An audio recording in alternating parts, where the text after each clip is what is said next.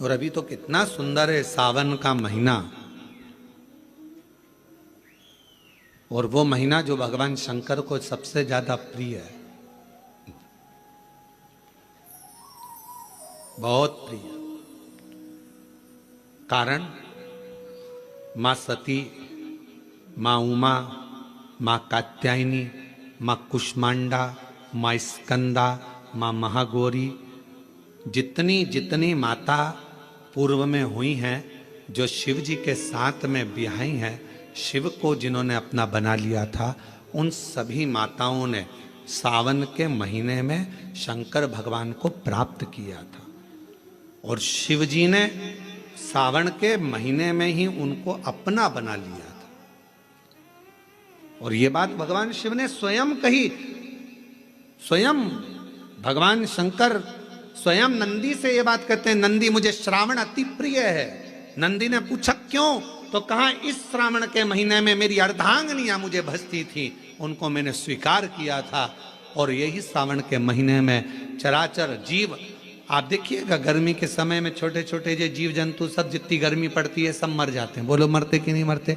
अभी बारिश चालू हो गई, बारिश चालू हो गई तो तुम्हारे घर में ऐसे बारीक बारीक नए नए डिजाइन के कीड़े मिलेंगे,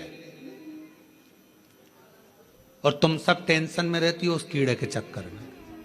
वो घुस गया, वो वहां से आ गया, ये छोटा सा, इतनी डिजाइन का, उनकी पीठ का कलर अलग देख लो, उनके पंख का कलर अलग देख लो, उनकी इल्लियों को, छोटी छोटी इल्लियों को अलग से देख लो। केचुआ देख लो, केचुआ की भी वैरायटी अलग है, कोई सफेद केचुआ, कोई काला केचुआ, कोई गुलाबी केचुआ, कोई कत्था, कितनी डिजाइन। 83,99,999 योनिया, और उसमें आखिरी योनि ये 84,00,000वीं मनुष्य की योनि। अब इतनी योनियां, और तुम्हारे घर में भी आसपास तुम देखना कितने सारी योनियों को देख लोगे, चीटा को, और चीटे की भी एक डिजाइन आ जाती है। सावन में आते आते चीटे में भी पर आ जाते हैं। अब तुमने देखा कि नहीं देखा वो हमको नहीं मालूम है भैया, देखा है तुम लोगों ने? और जितने आस्था चैनल पर सुन रहा है, सावन में चीटे में भी पर आ जाते हैं। मक्खियों की डिजाइन बदल जाती है। जिस मक्खी को एक बार भगाओगे भग जाती थी, सावन में इतनी अड़ीली हो जाती है कि आके मुंह पे बैठेगी, नाक पे बैठे, उसको भगा के ले जा, भाग भाग भाग। मक्खियां भी इतनी अड़ीली हो जाती है कि वो हटती नहीं है। क्यों? इतनी अकड़ कहां से मक्खी में आ गई, चीटे में पर कहां से आ गए, और इतना ठाट इन कीड़ों में कहां से आ गया कि हर किसी के घर में घुस जाते हैं। तो शिव महापुराण की कथा कहती है, चराचर अचर जीव जंतु पशु पक्षी सबको मालूम है सावन का महीना चल रहा है, हमारे बाबा का महीना चल रहा है जो करुणा करने वाले, ये उनको भी ज्ञान है। उसको पशुपति नाथ कहते हैं, उसको भी मालूम है। अब जरा विचार करिए, जिस चीटे में कभी पर नहीं आते वो चीटे में सावन में पर आ जाते हैं। जब चीटे को पर दे सकता है तो सावन में एक लोटा जल चढ़ाने वाले को भी मेरा बाबा उड़ा तो सकता है, आगे बढ़ा तो सकता है, उन्नति की ओर ले जा तो सकता है। वो शिव तत्व है। और तेरी कृपा बिना ना हिले एक भी अणु, लेते हैं श्वास तेरी कृपा से तनु तनु। बखान क्या करूं मैं राखों के ढेर का, चपटी भभूत में खजाना कुबेर का। हे गंगाधार मुक्ति द्वार ओंकार तू, भोले ओंकार तू, आयो शरण तिहार शंभु तार तार तू। भगवान शिव, अब गर्मी आई, गर्मी में पूरे जीव मर गए, गर्मी में सब सूख गया, कीड़े मकोड़े मर गए गर्मी की तपन के कारण। पर सावन का एक महीना जिसमें भगवान सबको फलना फूलना सब कुछ, पत्तियां भी फूलती हैं, फूल भी फूलते हैं, डालियां भी फूलती हैं, पशु पक्षी जानवर जलचर थलचर सब फूलते हैं। श्रावण का शिव को प्रिय है। और क्या कहा मेरे भोले बाबा ने नंदी से, ए नंदी, श्रावण का महीना हो, शिव तत्व की प्राप्ति को करने के लिए अगर कोई संसार का मानव मुझे पुकारता है, भजता है, शिव कथा कहती है, शिव जी कहते हैं नंदी से, उस जीव का कल्याण करने के लिए मैं स्वयं उसके द्वार तक पहुंच जाता हूं और उसका उद्धार कर देता हूं, उद्धार कर देता हूं। पर किसका चित्त लगे? सावन में भी कई लोग ऐसे हैं जिनका चित्त नहीं लग पाएगा, क्योंकि सावन का महीना होता है तो कमाई के स्रोत भी ज्यादा हो जाते हैं। जीजियों की साड़ियां बिकने लगती हैं, फैशन का सामान बिकने लगता है, पर्स मोबाइल बिकने लगता है, सामान बिकने लगता है, क्योंकि उस समय व्यापार भी बढ़ता है। व्यापार इसलिए बढ़ता है क्योंकि भगवान भी चाहता है कि तेरा मन मुझसे हट जाए, व्यापार में लग जाए। क्योंकि भगवान को मालूम, हमने पहले भी कथा में कहा है, बच्चे को माँ गोदी में तभी तक रखती है जब बच्चा खिलौने से नहीं खेलता। खिलौने से खेलने लगेगा, माँ नीचे उतार देगी। उसी तरह भगवान तुमको अपने पास जब तक बुलाता है, जब तक तुम्हें अपना बना कर रखता है, और भगवान देख लेता है कि अब धीरे धीरे मेरे को इसको धन देना है, वैभव देना है, ये खिलौने से खेलना चालू करेगा, गाड़ी लाएगा, घोड़ा लाएगा, मकान बनाएगा, फर्नीचर बनाएगा, उसमें लग जाएगा तो मेरे मंदिर आना छोड़ देगा। और मंदिर आना छोड़ दिया तो एक दिन मुझे धीरे धीरे, मैंने एक बार इसकी यहाँ वो पहले की माताएं, पुरानी माताएं क्या करती थी, मिर्ची बारिश के पहले भर के रख लेती थी, धनिया बारिश के पहले भर के रख लेती थी, हल्दी बारिश के पहले भर के रख लेती थी, अनाज बारिश के पहले भर के रख ले, क्योंकि 4 महीना खाएंगे, खत्म हो जाएगा, अगले महीने में फिर 4 महीने बाद ले आएंगे। उसी तरह भगवान तुम्हें एक बार का वैभव दे देता है, एक बार का धन दे देता है, एक बार की दौलत दे देता है, फिर लोग उसको भोगने लगते हैं, और भोगते भोगते आखिरी में एक दिन ऐसा आता है कि डब्बा खाली हो जाता है। डब्बा खाली होता है, फिर रोने बैठ जाता है, तकलीफ आई, फिर लोटा लेकर भागता है। शिव जी कहते हैं जो मेरे मंदिर में, मेरी कथा में, मेरे रस तत्व में हमेशा एक जैसा लगा रहता है, उसकी जिंदगी को भी मैं हमेशा उन्नति की ओर बढ़ाते बढ़ाते अग्रणता में लेकर चले जाता। फिर उसको डाउन नहीं करने देता, उसको नीचे नहीं आने देता। जैसे श्रावण महीने में चढ़ाए गए कनेर के फूल, दुर्वा,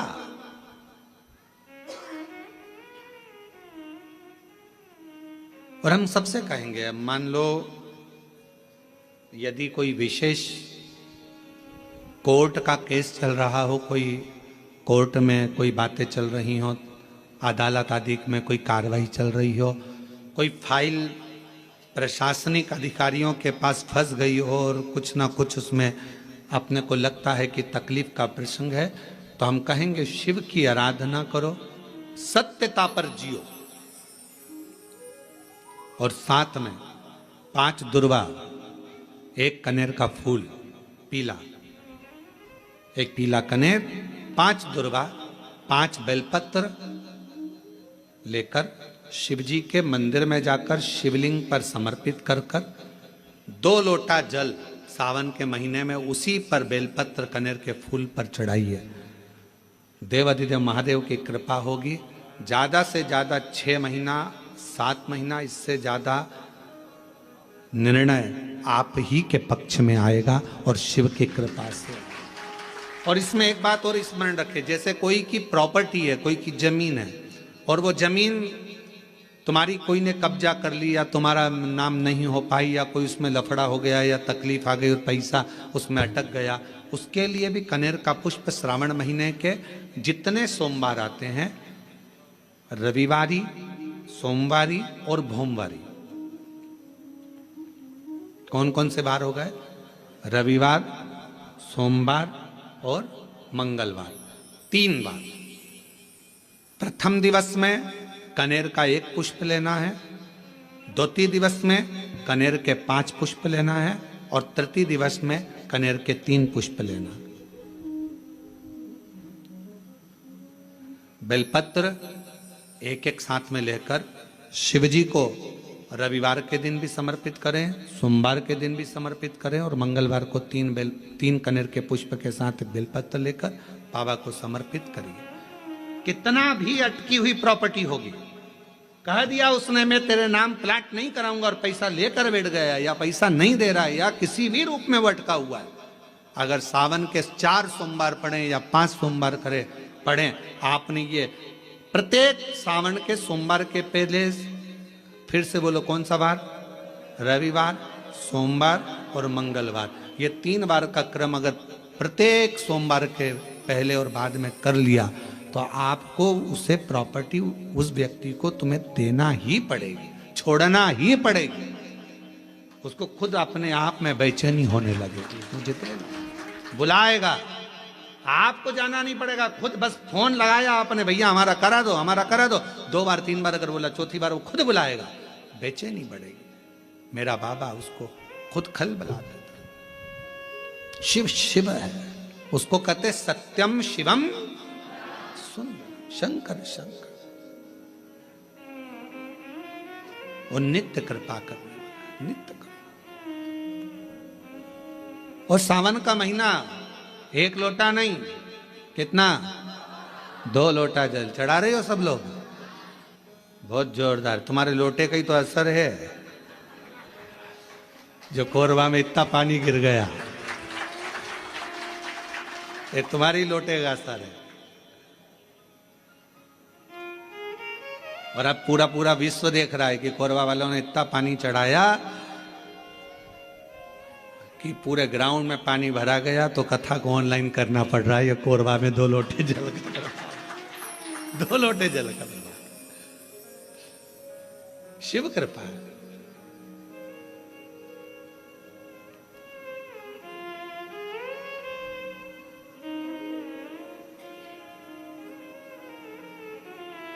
पर जितने लोग कोरबा में जो कथा सुन रहे होंगे ना टीवी पे ऑनलाइन, वो सब सिर पे पल्लू ले लेके आपस में बात तो कर रही होंगी, कौन कौन बैठा है, कौन कौन बैठा है, सबके चिंतन में फंसा।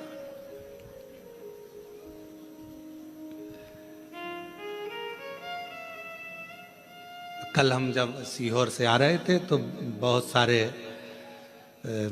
यहाँ के बहुत सारे मिनिस्टर आदि के भी बहुत सारे गुरु पूर्णिमा पे फोन, सब आदिक सभी प्रदेशों के आते हैं कि गुरु पूर्णिमा की बधाई के लिए। यहाँ से भी पहुँचे तो कहा गुरु जी कोरबा आ रहा है। हमने कहा बिल्कुल ना आइएगा। हमने कहा इतना, एक तो हॉल छोटा, ऑनलाइन कथा, और मालूम पड़े और तुम ही आ जाओ तो मालूम पड़े व्यवस्था और गड़बड़ा जाए। कहा भजन करो, प्रणाम, शिव तत्व को धारण करो जितना कर सक। और तेरी कृपा का क्या है भरोसा, कब किस पर हो जाए, जरा से हम पर कर दो, जरा से हम पर कर दो। तेरी कृपा का क्या है भरोसा, कब किस पर हो जाए, जरा से हम पर कर दो, जरा से हम पर कर दो। जिस पर भी हो गई तेरी कृपा करुणा, वो भव पार हुआ, भव पार हुआ। जिस पर भी हो गई तेरी कृपा करुणा, वो भव पार हुआ, भव पार हुआ।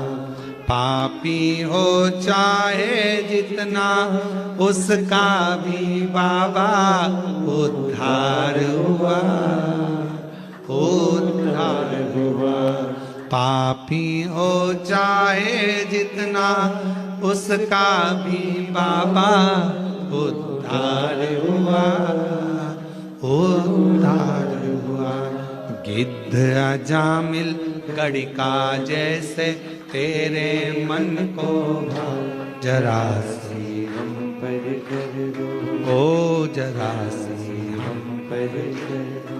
तेरी कृपा का क्या है भरोसा, कब किस पर हो जाए, जरा से हम पर कर दो। तो शिव पुराण कह रही है, शिलाद मुनि ने तप करा, तप कर कर भगवान शिव को पाना चाहा, पर शंकर भगवान अपने असली स्वरूप में नहीं गए, रूप बदल कर गए।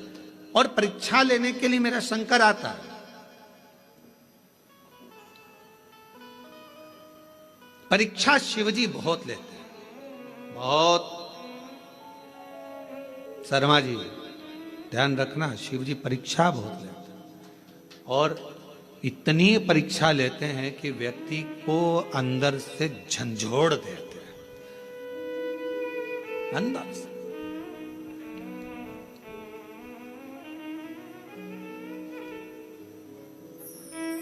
पर यदि आपकी विश्वास और दृढ़ता है, भरोसा है, और फिर कह रहे हैं ये ऑनलाइन कथा होती तो सीहोर से होती, आपका विश्वास था, आपकी दृढ़ता थी, और समिति ने सोच लिया था, तो ये कथा कोरबा से यहाँ ऑनलाइन हो रही। और सारे कोरबा वासियों से निवेदन है कि अपने घर में रहकर इस कथा को इस भाव से सुनो। टीवी चालू कर कर, टीवी की आवाज वॉल्यूम को तेज कर कर, दुकानों पर मोबाइल रखकर एक एक कोरबा वासियों को यह कथा ऐसी सुनना चाहिए कि हम पंडाल में बैठकर कथा सुन रहे हैं और अपने घर पर, घर को पंडाल बनाकर शिव तत्व को सावन के महीने में इस पवित्र कथा का लाभ ले रहे हैं। ये भाव से श्रवण,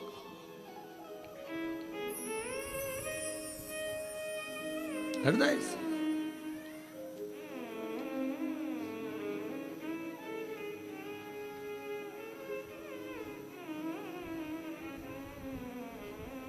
शिव पुराण कह रही है, भगवान शंकर की पवित्र कथा कह रही है, शिव तत्व कह रहा।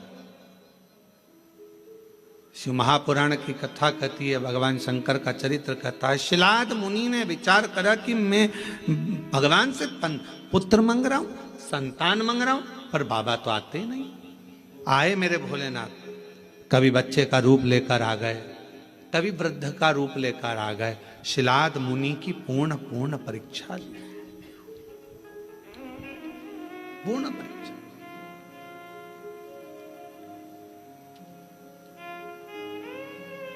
आखिरी में मेरे भगवान ओघड़दानी शिव जी आए और शंकर भगवान आकर खड़े हुए हैं। सुंदर बागंबर, मस्तक पर चंदा, त्रिपुंड त्रिनेत्र त्रिशूल धारी मेरे भगवान शिव सामने थे। मांगो, क्या चाहिए तुमको? अब शिलाद मुनि ने पहले तो ये नहीं कहा कि मुझे औलाद चाहिए। शिलाद मुनि ने सबसे पहली बात कही कि ये बताओ,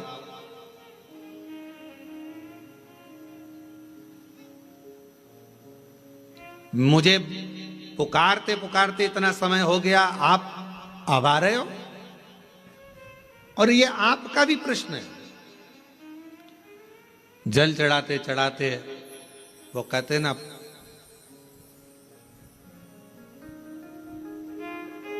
तुम्हें पुकारते पूरी रात हो गई, तुम्हें पुकारते पूरी रात हो गई, मेरे शिव आए ना और सुबह हो गई। मैं कितना पुकारती रही। आप में से कई लोग ऐसे होंगे जो भगवान शिव के मंदिर में जल चढ़ाते हैं, पशुपति व्रत करते हैं, सोमवार का व्रत करते हैं, प्रदोष करते हैं, शिवरात्रि करते हैं, पार्थिव लिंग का निर्माण भी करते हैं, आराधना भी करते हैं। उसके बाद भी भगवान शंकर नहीं सुन रहा, तो उसके लिए ये उत्तर मेरे भगवान शंकर शिलाद मुनि के सम्मुख में प्रश्न का उत्तर दे रहे हैं। आपने इतना समय लगा दिया, इतना समय।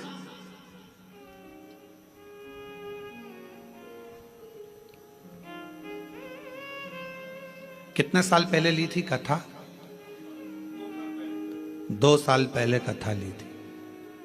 अब जरा विचार करिएगा, 2 साल पहले कथा ली और 2 साल से तैयारी में लगे हो, और 2 साल से तैयारी में लगे होगे, और कितना कितना परीक्षा करते करते करते करते आखिरी में भी वो कथा होते होते और ऑनलाइन हो रही है। तो जरा विचार करिएगा, थोड़ा सोचिएगा कि शिवजी या तो कुछ बाबा देव अधिदेव महादेव की जैसी मर्जी, और कहीं ना कहीं प्रभु कृपा।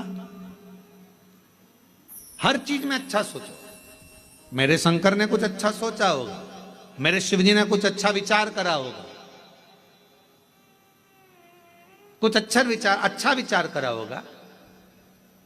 भगवान शंकर ने यह भी सोचा होगा कि तुम कथा तो करा पाओगे, पर वहां बैठने की तुम्हारे पास समय नहीं मिल पाएगा, क्योंकि हमको मालूम था कोरबा इस क्षेत्र में कथा भी हुई नहीं है।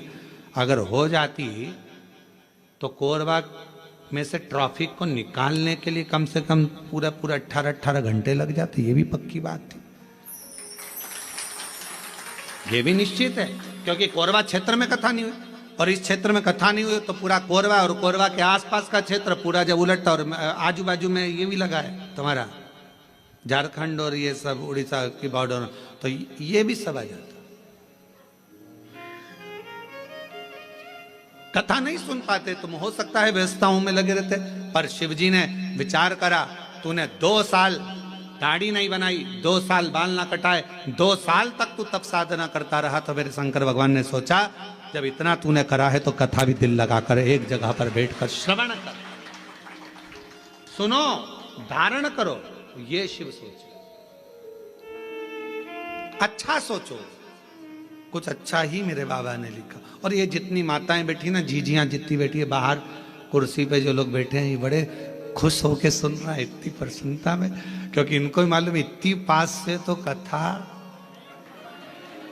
नहीं मिल सकती थी ये तो, क्योंकि ना जाने पंडाल में भी कहाँ बैठते और एलईडी पर देखते, पर इतने करीब में बैठकर कथा सुनने को मिल रही है, तो तुम तो घर जाके 2 लोटा क्या 4 लोटा जल चढ़ाने वाली, पक्का है ये विचार तो पक्का है। अब यहां से जाओ तो तुम यहाँ के collector, SP, SDM, IG, commissioner, SD सबको धन्यवाद देना, 2 लोटे जल का प्रताप था जो तुमने महाराज की कथा इतने पास में से सुनवा दी। महाराज ये कृपा है, शिव तत्व है, शंकर कुछ अच्छा सोचा होगा उसने, बहुत अच्छा सोचा, उसकी करुणा है बहुत, विचार कर। शिलाद मुनि ने कहा इतना समय लगा दिया तुमने आने में, मैंने तो सोचा नहीं था कि इतना समय लगेगा। महाराज लिखावट बता देती है पेन में स्याही कौन सी है, और सिखावट बता देती है कि घर में कमाई कौन सी है। सावधानी रखकर सुनना जरा, घर की कमाई और पेन की स्याही, ये दोनों हमारे सामने जरूर आती है। एक घर की कमाई और पेन की स्याही, ये दोनों हमारे सामने जरूर आती है। हमारी लिखावट बता देती है, जब हम लिखने बैठते हैं लिखावट बता देती है कि तुम्हारे पेन में स्याही कौन से रंग की है, ये तुम्हारी लिखावट बताएगी। और महाराज सिखावट तुम्हारे घर की कमाई बता देगी। तुम्हारे बच्चों में अच्छे संस्कार हैं, बच्चे माता पिता का आदर कर रहे हैं, सम्मान कर रहे हैं, सत्कार कर रहे हैं। फिर निवेदन करूंगा, बच्चों को खूब पढ़ाओ, अपने बेटा बेटी को खूब पढ़ाओ, जितनी अच्छी एजुकेशन दे सकते हो दो।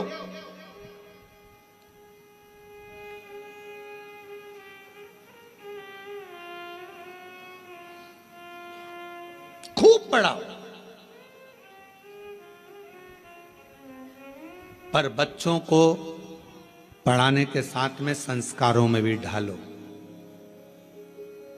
ज्यादा पढ़ने के बाद बच्चे आपको खुद, जिन बच्चों को आपने पढ़ाया अगर उनमें संस्कार नहीं होंगे तो वो बच्चे धीरे धीरे आपको बेवकूफ समझने लगेंगे। मम्मी तुम्हें अकल नहीं है, तुम चुप रहो। पापा अपने ऑफिस में ये बात बताना, हमको मत बताओ। हमने कई लोगों को देखा है, बड़े बड़े पद अधिकारियों को देखा है, जिनकी सत्ता पूरे ऑफिस में चलती है पर घर में औलाद से हार जाते हैं, घर में औलाद से हार जाते हैं।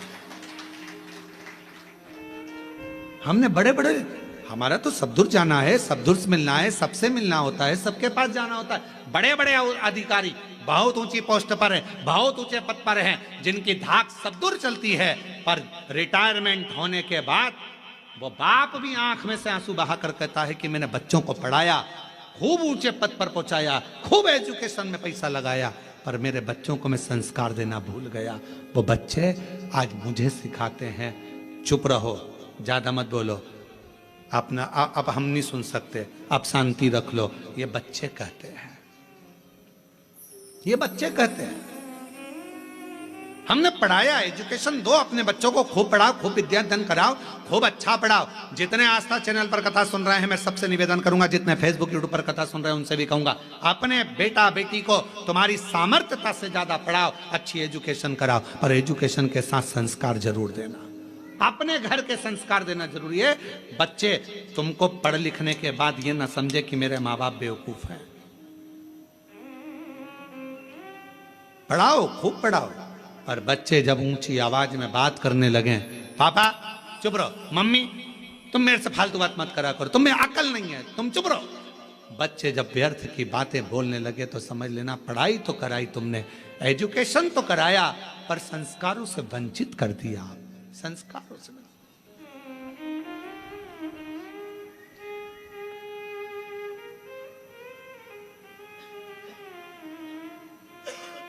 इसलिए ये व्यासपीठ हमेशा कहती आई है और आज फिर कहती है, अपने बच्चों की पढ़ाई में तुम जो खर्च कर रहे हो, ऐसा ही खर्चा एक अपने आस पास मोहल्ले में, कॉलोनी में, सोसाइटी में, समाज में, अपने रिश्तेदारों में, नातेदारों में, या अपने आसपास में कोई भी समाज का व्यक्ति हो और उसके बच्चे को अगर पढ़ने का शौक हो, विद्या अध्ययन का शौक हो, वो पढ़ना चाहता हो, तो निवेदन है उसकी एजुकेशन का खर्चा आप उठाओ।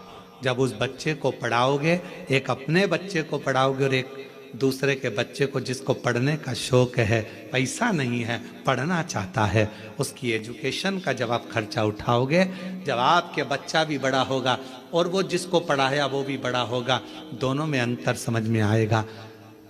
जिसको तुमने पढ़ा दिया, लिखा दिया, अगर वो ऊंचे पद पर पहुंच गया तो तुम्हारे एहसान को मरते दम तक नहीं भूलेगा।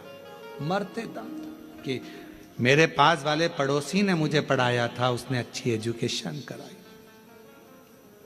इसलिए हमारी विठले सेवा समिति, हमारा कुबेरेश्वर धाम आज भी ना जाने कितने बच्चे हैं जिनकी फीस जमा करता है, जिनका पढ़ाता है, उनकी ड्रेस, उनकी किताब, ना जाने कितनों की फीसें जमा कर कर विठले सेवा समिति कॉलेज की, स्कूलों की फीस जमा कर कर बेटा बेटी को पढ़ा देती। और वो बच्चे जब अच्छे पद पर पहुंचते हैं तो याद करते हैं कि हमने विठले सेवा समिति ने हमारा खर्चा उस परिस्थिति में उठाया जब हमारे पास नहीं था।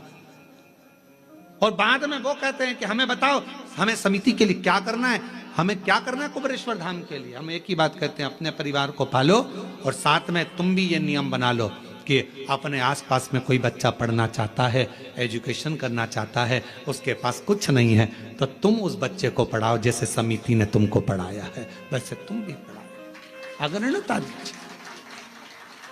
शिक्षा से बड़ा कोई दान नहीं दुनिया में, शिक्षा से बड़ा कोई दान नहीं। पढ़ाओ, अच्छी एजुकेशन करो, पर एक विश्वास के साथ, एक भरोसे के साथ।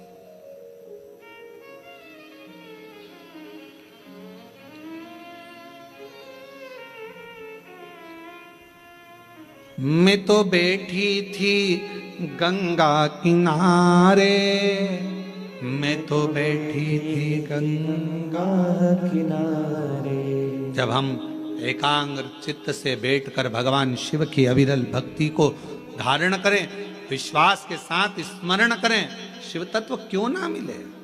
शिलाद मुनि ने कहा कि आपने आने में इतना समय लगा दिया, इतना समय। भगवान शंकर बोले, जब तक तेरा भाग्य प्रबल ना हो, जब तक तेरे कर्म की प्रधानता ना हो, तब तक मैं समय पर आकर देता भी नहीं।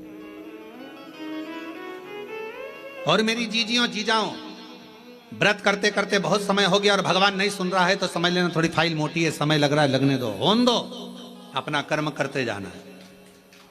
3 चीजें हैं, एक भाग्य, दूसरा समय, तीसरा कर्म। शिव महापुराण में भगवान शंकर शिलाद मुनि से कहते हैं, जब भाग्य प्रबल होता है तो मनुष्य का देह मिलता है, और भाग्य प्रबल होता है तब मनुष्य के देह में भगवान शंकर की भक्ति मिलती है। भाग्य प्रबल होता है तो सावन महीने में शिव महापुराण की कथा मिलती है। यह भाग्य की प्रबलता है। हम आपको बार बार देखकर धन्यवाद दे रहे हैं। गजब की किस्मत पाई है जो सावन महीने में शिव पुराण की कथा इतनी अड़चनों के बाद भी श्रवण कर रहे हैं कोरबा में।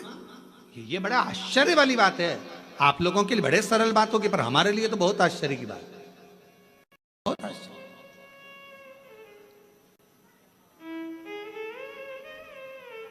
शिव तत्व भाग्य की बात होती है तो मानव की देह मिलती है, सौभाग्य की बात होती है मानव की देह में भगवान शंकर की भक्ति मिलती है, और हजारों लाख गुना सौभाग्य प्रबल होता है कोई अपने पूर्वजों का, माता पिता की पुण्याई होती है, तब जाकर हम शिव महापुराण की कथा श्रावण के महीने में बैठकर श्रवण कर पाते हैं। यह पुण्याई की बात,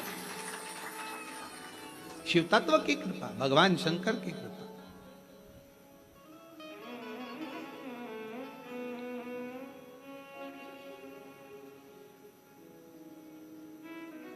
और हरि ओम में ओम समाया है, मेरा भोला नगर में आया है। हरि ओम में ओम समाया है, मेरा भोला नगर में आया है। हरि ओम में ओम समाया है, मेरा भोला हरि ओम में ओम समाया है, मेरा भोला नगर में हर हर महादेव। अपने स्थान पर बैठकर भगवान शिव जी से अपने मन का भाव कहिए, दिल से प्रार्थना करिए, विनय करिए, निवेदन करिए।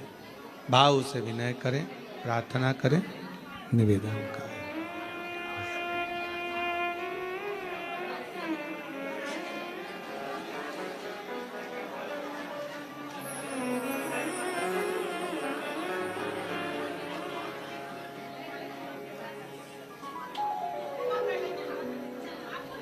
भाव से बाबा को विनय करेंगे, सभी लोग साथ में बोलेंगे, विनती करें। श्रावण के महीने की कथा है, हृदय से बाबा को अपने मन का भाव कहिए, प्रार्थना करिए।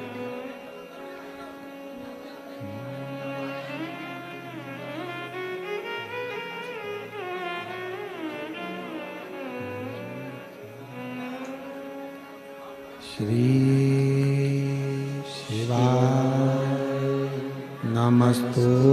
नमस्तुभ्यं श्री शिवाय नमस्तुभ्यं श्री शिवाय नमस्तुभ्यं श्री शिवाय नमस्तुभ्यं श्री शिवाय नमस्तुभ्यं। भोला सब दुख काटो,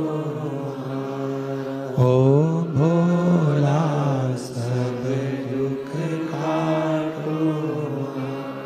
शिव शंकर जपो तेरी माला, भोले बाबा जपो तेरी माला। भोला सब दुख काटो, ओ भोला सब दुख काटो। वेश है मंगल मंगलकारी, वेश है मंगल मंगलकारी। शमशान वासी हमारा, शमशान वासी हमारा। ओ भोला सब दुख काटो, ओ भोला सब दुख काटो।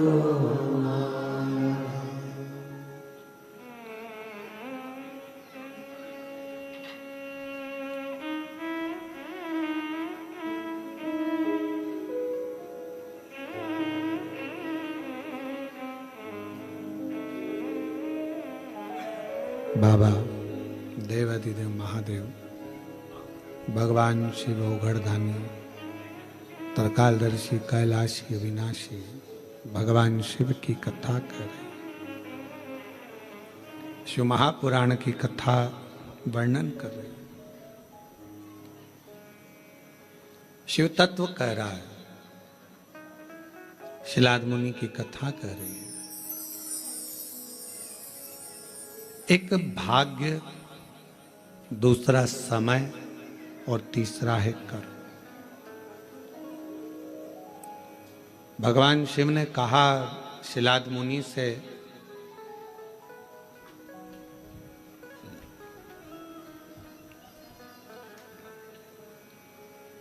हो सकता है कि तुम्हें कुछ प्राप्त करने में समय ज्यादा लगा हो, पर यह निश्चित है समय ज्यादा लगने पर भी यदि कुछ अच्छा मिल रहा है तो शिव की कृपा से वो अटल रहने वाला, हमेशा रहने वाला मिल रहा है।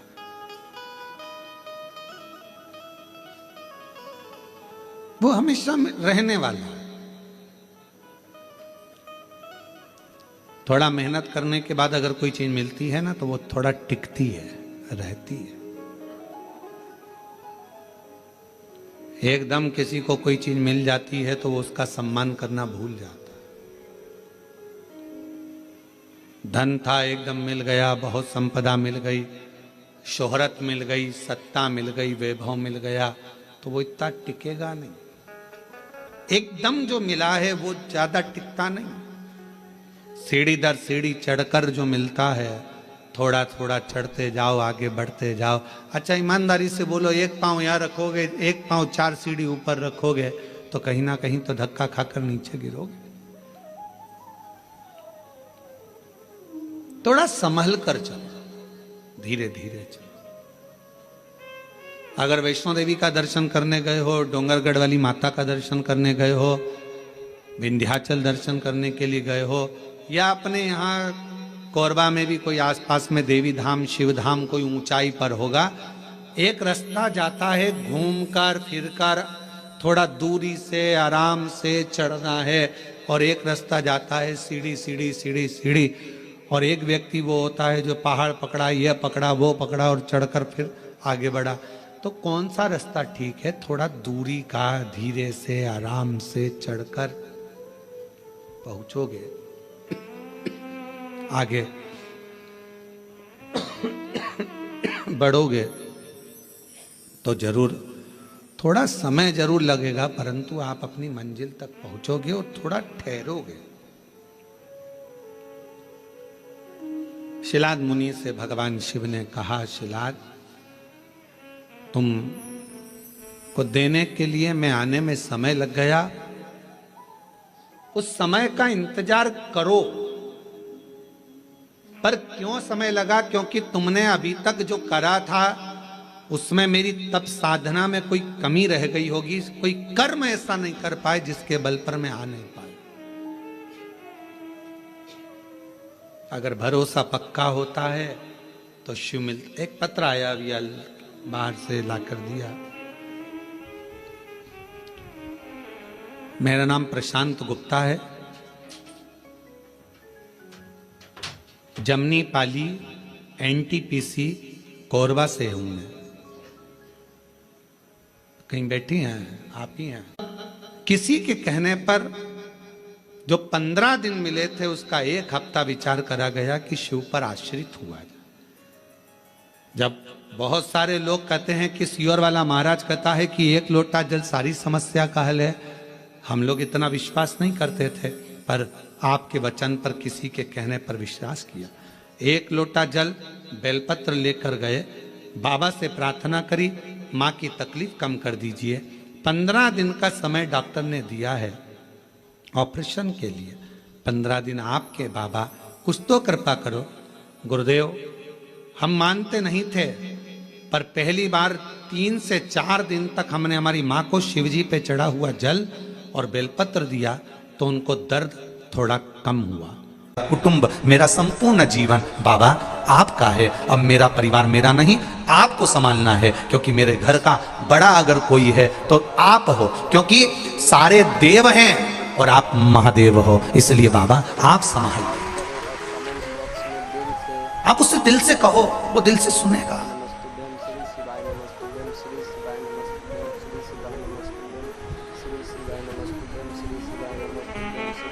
कई लोग कहते हैं हमने पशुपति व्रत करा था गुरुजी, बाबा हमारी क्यों नहीं सुनता। हम रोज शिव जी के मंदिर जाते हैं, बाबा हमारी क्यों नहीं सुनता। हम कहते हैं तुमने दिल से नहीं पुकारा, एक हृदय से, एक चित्त से, मन से पुकार कर देखना।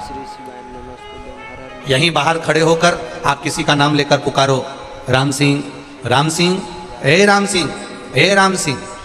एक बार नहीं सुनेगा, दो बार पुकारोगे, दो बार नहीं सुनेगा, तीन बार पुकारोगे, तीन बार नहीं सुनेगा, चौथी बार पुकारोगे, कोई राम सिंह अगर यहाँ बैठा होगा तो पलट कर जरूर देखेगा। उसी तरह मेरे महादेव को आप नित्य पुकारोगे, नित्य पुकारोगे तो एक बार तो पलट कर देखेगा ही, ये निश्चितता है, वो देखता जरूर है। विश्वास के साथ किया गया भजन, भरोसे के साथ किया गया स्मरण, विश्वास के साथ चढ़ाया गया एक लोटा जल, वो हमें सुख देता है। बोल बम का नारा है, बाबा एक सहारा है। उस बाबा के सहारे पर हम रह रहे हैं, उसके भरोसे हम जी रहे हैं। जब आखिरी में डॉक्टर भी ऑपरेशन करते हैं और जब आखिरी में शरीर बहुत बेकार हो जाता है, किसी काम का नहीं रहता, तब कोई परिवार के लोग पूछते हैं डॉक्टर साहब आपकी स्थिति कैसी है, अब तबीयत कैसी है, डॉक्टर साहब आप कैसा है, डॉक्टर साहब अब आगे कैसे रहेगा। डॉक्टर साहब कहते हैं अब मेरे से जितना बन सका मैंने किया, मेरे से जितना हुआ मैंने करा, बड़े बड़े डॉक्टरों से जितना बन सका उतना किया, अब हमारे हाथ में नहीं, अब डॉक्टर कहते हैं अब उसके हाथ में है। मतलब डॉक्टर को भी मालूम है कि एक डॉक्टर ऊपर और बैठा हुआ है, वो भी सब जान सकता है, वो भी सब जानता है। सुख आएगा, दुख आएगा।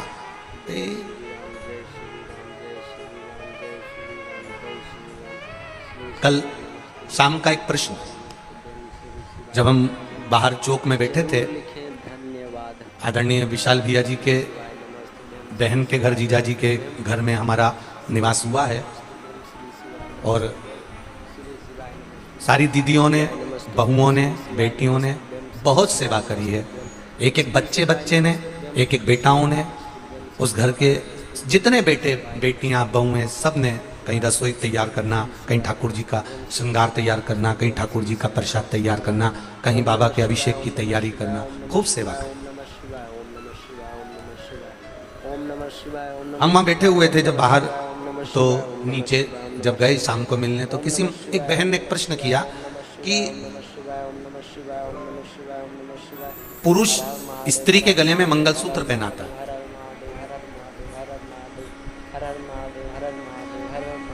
क्या वो मंगलसूत्र गले में जरूरी है?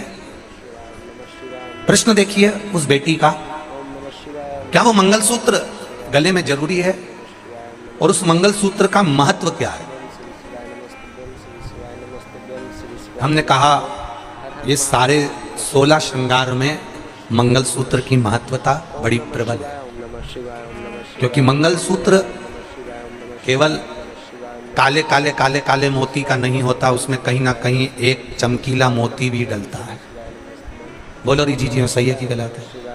मंगलसूत्र केवल चमकीले चमकीले मोती का या सोने सोने के मोती का या चांदी चांदी के मोती का या पीले पीले मोती का नहीं होता, उसमें काला मोती भी होता है। मंगलसूत्र केवल काले काले मोती का, काले काले मोती का नहीं होता, उसमें बीच में एक सुनहरा मोती, एक सोने का मोती या चांदी का मोती या पीला मोती या सफेद मोती या लाल मोती उसमें बीच में जरूर पड़ता है। और उस मंगलसूत्र में काला पीला मोती पड़ते पड़ते पड़ते पड़ते आखिरी में नीचे एक पेंडिल लटका होता। कहाँ? मैं उस बेटी से कहना चाहूंगा, ये जो लड़का लड़की के गले में विवाह के समय पर मंगलसूत्र पहनाता है, ये लड़का लड़की को केवल मंगलसूत्र नहीं पहनाता, ये लड़का लड़की को कहता है जैसे इस मंगलसूत्र में काले और पीले मोती हैं, इस मंगलसूत्र में काले और चमकदार मोती हैं, उसी तरह वैवाहिक जीवन में भी हमारे विवाह होने के बाद कभी जिंदगी में काले मोती जैसी भी जिंदगी आएगी और कभी गोल्डन जीवन जैसे भी मोती की जिंदगी आएगी। उसको जीना है। कभी कभी मंगलसूत्र के काले मोती जैसा जीवन भी आएगा, दुख का पल भी आएगा, दुख की घड़ी भी आएगी, क्षण भर की दुख की घड़ी भी हमारे सामने आके खड़ी होगी। तो इस मंगलसूत्र को देखकर याद करना कि मंगलसूत्र के मोती एक जैसे नहीं है, काले ही काले नहीं है, उसमें बीच में सोने का एक मोती लगा है, चमकदार एक मोती लगा है। तो ये इस मंगलसूत्र को देखकर समझ जाना कि जिंदगी में बहुत दिन तक दुख नहीं चलता, सोने का एक गोल्डन दिन मेरा महादेव जरूर देता है, निश्चितता आती है। और गोल्डन के साथ में फिर काला आएगा, सोने के मोती के बाद फिर काला आ गया। ये हाथ में पहने, देखो, खोल देना भैया, इसको खोलियो, खोलो तो इसको आगे, हाँ खोलो।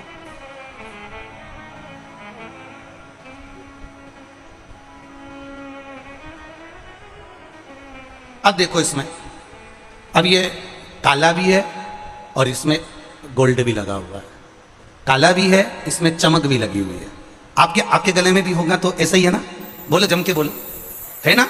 ये काला भी है और इसमें एक गोल्ड भी है, फिर काला है, फिर बीच में एक मंगलसूत्र के अंदर नीचे पेंडिल लटका होता है। तो यहाँ शिव तत्व कह रहा है, भगवान शंकर का संवाद कह रहा है, शिव महापुराण कह रही है कि लड़का लड़की के गले में जब मंगलसूत्र पहनाता है, विवाह के समय में वर कन्या के गले में मंगलसूत्र पहनाता है, तो ये उसको समझ लेना चाहिए कि जिंदगी में केवल काली काली रातें नहीं होती, दुखी दुख नहीं होता, एक दिन सुख का मेरा महादेव जरूर देता है। उस सुख के दिन का इंतजार जरूर करना। और बहुत ज्यादा सुख परमात्मा दे भी देता है। सोने का एक मन का आ भी जाता है, चमकदार एक मन का आ भी जाता है, एक गोल्डन समय आ भी जाता है, तो फिर वापस कहीं ना कहीं थोड़ा ना थोड़ा तकलीफ आएगी, पर घबराना नहीं।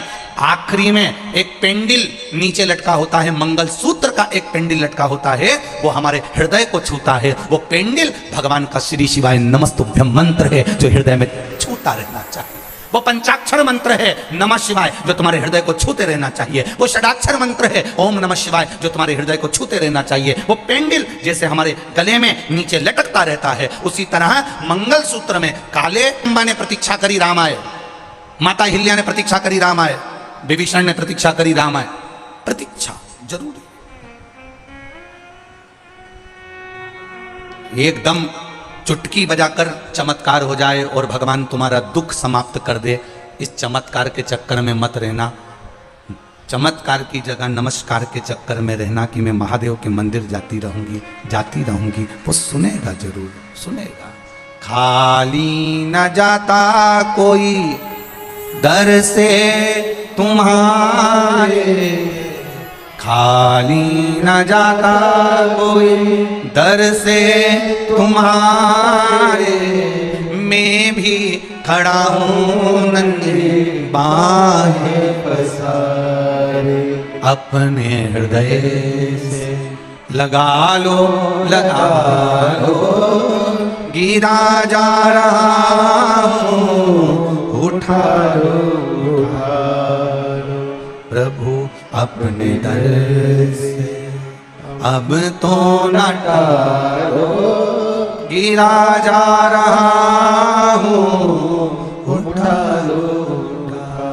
उसके दरबारे में पहुंचकर हम अपनी चित्त वृत्ति को, अपने मन को उसको समर्पित कर दें।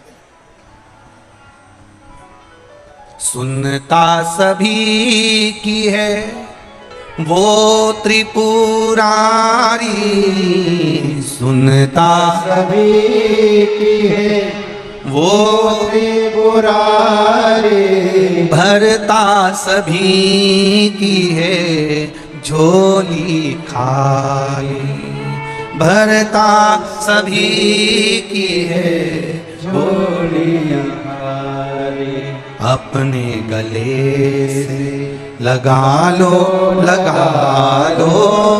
गिरा जा रहा हूँ, उठा लो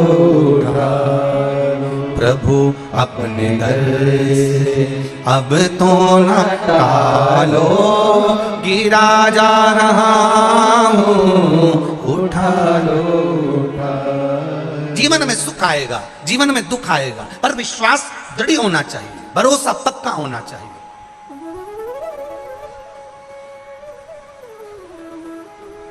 अच्छा आएगा तो बुरा भी आएगा, प्राप्त होगा, पर घबराना नहीं है, टेंशन में नहीं जाना। डिप्रेशन में नहीं पहुंचना। अभी बच्चों के एग्जाम चल रहे हैं, मेरा बच्चों से निवेदन है, पढ़ो, दिल से पढ़ो, अपना प्रयास पूरा करो, अपना कर्म पूरा करो, और उस कर्म के साथ में मेरे महादेव का भजन भी करो। उस कर्म के साथ में एक लोटा जल मेरे महादेव को भी चढ़ा कर जाओ। उस कर्म के साथ में एक बेलपत्र शहद लगाकर शिव को चढ़ा कर जाओ। कर्म करो, मेहनत करो, पूरी करो, और साथ में शंकर भगवान के उस एकाग्र चित्त का स्मरण कर कर परीक्षा हॉल में जाकर तुम्हारे पसीने नहीं छूटना चाहिए, तुम्हें घबराहट नहीं होना चाहिए, तुम डिप्रेशन में नहीं जाना चाहिए। पढ़ाई के साथ में ये विश्वास रखकर एग्जाम देने के लिए बैठना कि लिखने वाला भी महादेव है और रिजल्ट बनाने वाला भी महादेव है। पढ़ो, अच्छा पढ़ो, जितनी मेहनत कर सकते हो उससे 4 गुना ज्यादा मेहनत करो, पर बीमार नहीं होना कि डिप्रेशन में पड़ जाओ, उल्टियां होने लगे, एग्जाम में कैसे जाऊंगा, क्या चिंता करना नहीं है।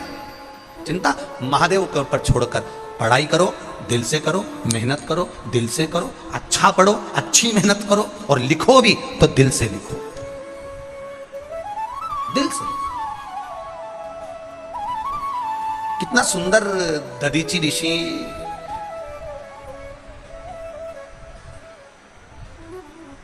कितनी सुंदर सुंदर बातें दधीची ऋषि ने अपने जीवन में कही है महाराज।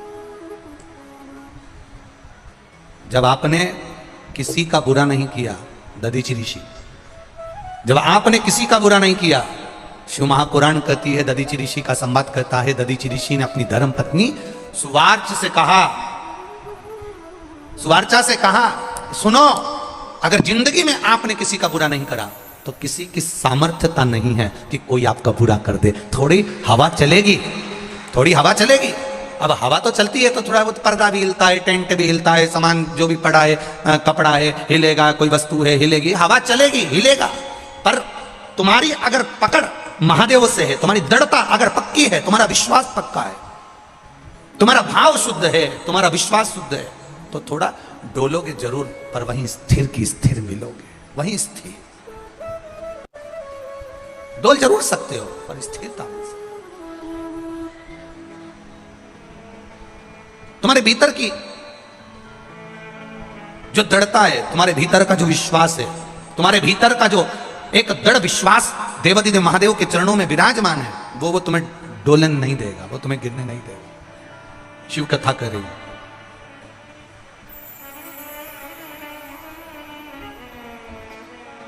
शिव महापुराण की कथा कर रही है। मेरे महादेव जितने भी असुरों को मारे हैं, जितने राक्षसों को मारे हैं, किसी राक्षस से मेरे महादेव का बैर नहीं था। गीता प्रेस गोरखपुर की ये शिव महापुराण आप भी लेकर आओ, अपने घर में पढ़ो, अध्ययन करो, उसमें आपको मिलेगा कि मेरे महादेव का किसी भी असुर से, किसी राक्षस से बैर नहीं था।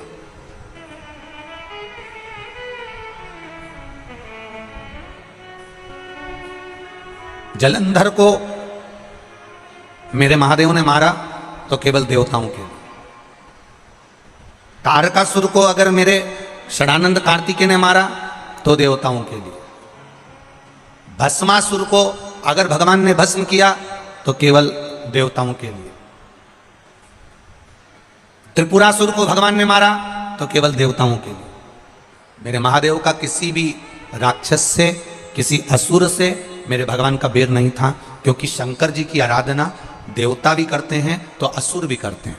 कंस भी शंकर जी की पूजन करता था, रावण भी शंकर जी की पूजन करता था, हिरण्यकशिपु भी शंकर भगवान की पूजन करता था, हिरण्याक्ष भी शंकर भगवान की पूजन करता था, भस्मासुर भी शिव जी की पूजन करता था। ये जितने जितने असुर हुए, तारकासुर, त्रिपुरासुर, जितने जितने भगवान शंकर ने जिनका संहार करा, एक एक का चरित्र उठाकर देखना, भगवान शंकर का किसी से बैर नहीं है। शिव का कोई द्रोही नहीं। कोई करोड़पति है वो भी शंकर का है, और कोई रोड़पति है वो भी शंकर का है, कोई धनपति है वो भी शिव का है, और कोई कंगाल है वो भी शिव का है। शिव आराधना ऐसा नहीं है कि केवल पैसे वाले व्यक्ति कर सकते हैं। शिव आराधना एक साधारण सा एक बहुत बहुत साधारण सा, गरीब से गरीब, साधारण से साधारण व्यक्ति भी शंकर की आराधना कर सकता है। इतना तो कर सकता है कि वो मंदिर में कुछ नहीं दे सकता तो मंदिर के सामने से निकल कर जाए तो मुस्कुरा कर चले जाए, इतने में शिव कृपा कर देता है। और इतना तो सब कर सकते हैं, इतना तो सब कर सकते हैं। आपकी मुस्कुराहट तो आप किसी को दे सकते हो, आपके चेहरे की स्माइल तो आप किसी को प्रदान कर सकते हो।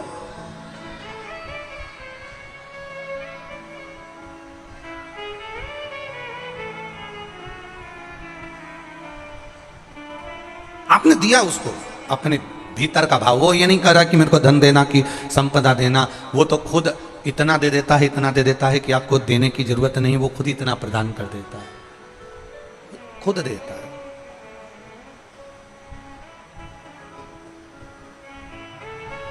वो एक लाइन आप लोग स्मरण करते होंगे हमेशा, अरे लुटा दिया भंडार का वाले कर दिया माला माल काशी वाले, अरे लुटा दिया भंडार। औलाद इसलिए पैदा करी जाती है कि माता पिता में आग लगाए।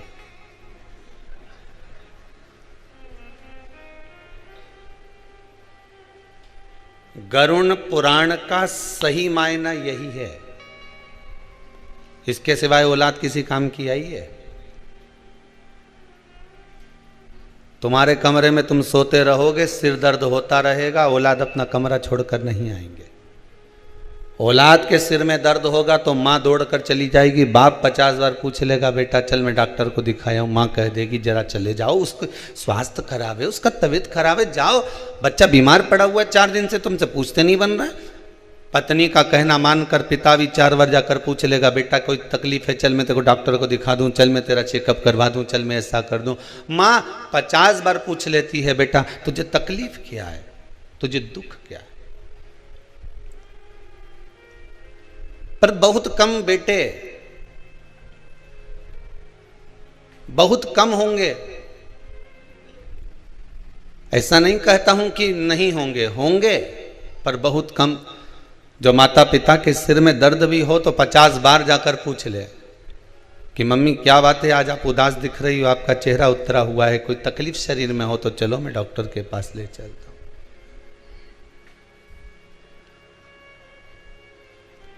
सही मायना तो यही है कि औलाद इसलिए पैदा करी जाती है कि अंतिम समय में आग कौन लगाएगा। देखा जाए तो माता पिता अपनी पूरी जिंदगी बच्चों के नाम गिरवे रख देते हैं। सोना गिरवे रखे से छुड़ा सकते हो, सही है कि गलत है, बोलो तो सही।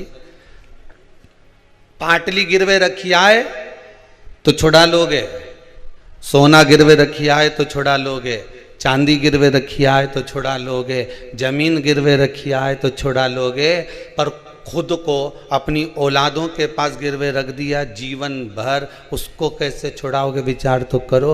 ये जिंदगी तुमने गिरवे ही तो रखी है, बस कमा कमा कर लाते जाओ, देते जाओ, ब्याज भरते जाओ, गिरवे में तो रखे हुए हो। बस कमाया किसके लिए? औलादों के लिए। जोड़ा किसके लिए? संतानों के लिए। बेटी में साड़ी किसके लिए रखी थी जमा जमा के? बहू और बेटी के लिए। शादी करेंगे छोरी की तो उसको दे देंगे, बहू आएगी तो उसको दे देंगे। खुद ने अच्छी नहीं पहनी, उनके लिए संजो संजोग कर रखी। ये गिरवे ही तो रखे हो तुम अपने परिवार में, गिरवे ही तो पड़े हो तुम अपने कुटुंब में। बस कमा रहे हो, जोड़ रहे हो और छोड़ रहे हो।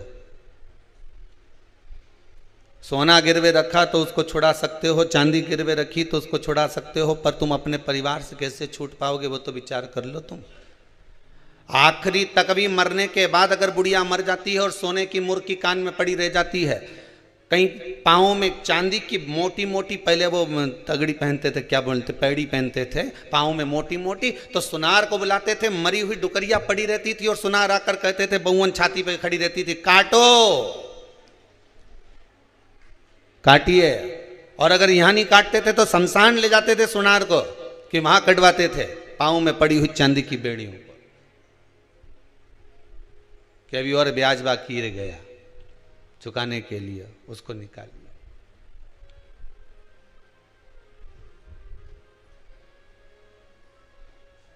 पूरी जिंदगी लगा दी आपने, पूरा जीवन, पूरा जीवन।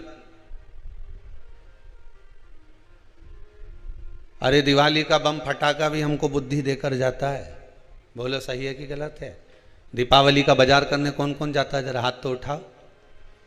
और जितने लोग टीवी पर कथा सुन रहे हो, आप लोग भी तो दिवाली का बाजार करने जाते होगे। आस्था चैनल पर कथा श्रवण कर रहे हो तो दिवाली का बाजार तो करने जाते होगे। तो दिवाली का बाजार करने जाओ तो बच्चे को दीपावली के बाजार में क्या अच्छा लगता है? तो क्या ये फटाका दिलवा दो। बोले बोले कि नहीं बोले बच्चा? ये फटाका दिलवा दो, ये रस्सी बम दिलवाओ ने, सुतली बम दिलवाओ ने, मैंने ये वाला बम दिलवाओ ने, मुझे ये बुलेट बम दिलवाओ ने, मुझे फुलझड़ी दिलवाओ ने, मुझे ये रस्सी बम दिलवाओ। बच्चों को प्रिय लगता है। आप भी बड़े हो, आपको भी बाजार में लेने जाओ कभी कपड़ा कभी सामान, तो आखिरी में तुम फटाका लेकर आओ कि नहीं आओ? 500 का लाया, 1000 का लाया, 2000 का लाया, 400 का लाया, 200 का लाया, पर लाया तो सही। अरे बोलो तो सही, लाए कि नहीं लाए? कितनी उमंग से लाए, कितनी उत्साह से लाए। किस लिए लाए? कि पटाखा लाए हैं तो छोड़ेंगे। सही है कि गलत है? पटाखे लेकर आए हो तो छोड़ेंगे, इसको फोड़ेंगे, इसको छोड़ेंगे, सब मिलकर छोड़ेंगे। चलो अब फटाखा लाए 500 का, 1000 का, 2000 का, 4000 का, और इतने सारा फटाखा लेकर आए। अब फटाखा छोड़ने का जब समय आया तो फिर फटाखा तुम 500 रुपये का लेके आए थे न, रस्सी बम ने, सुतली बम इतना महंगा लेकर आए थे, और फटाखा जब इतना महंगा लेकर आए हो तो छोड़ो। छोड़ो कि नहीं छोड़ो तुम? अरे बोलो तो सही, छोड़ो ना। कैसे छोड़ो?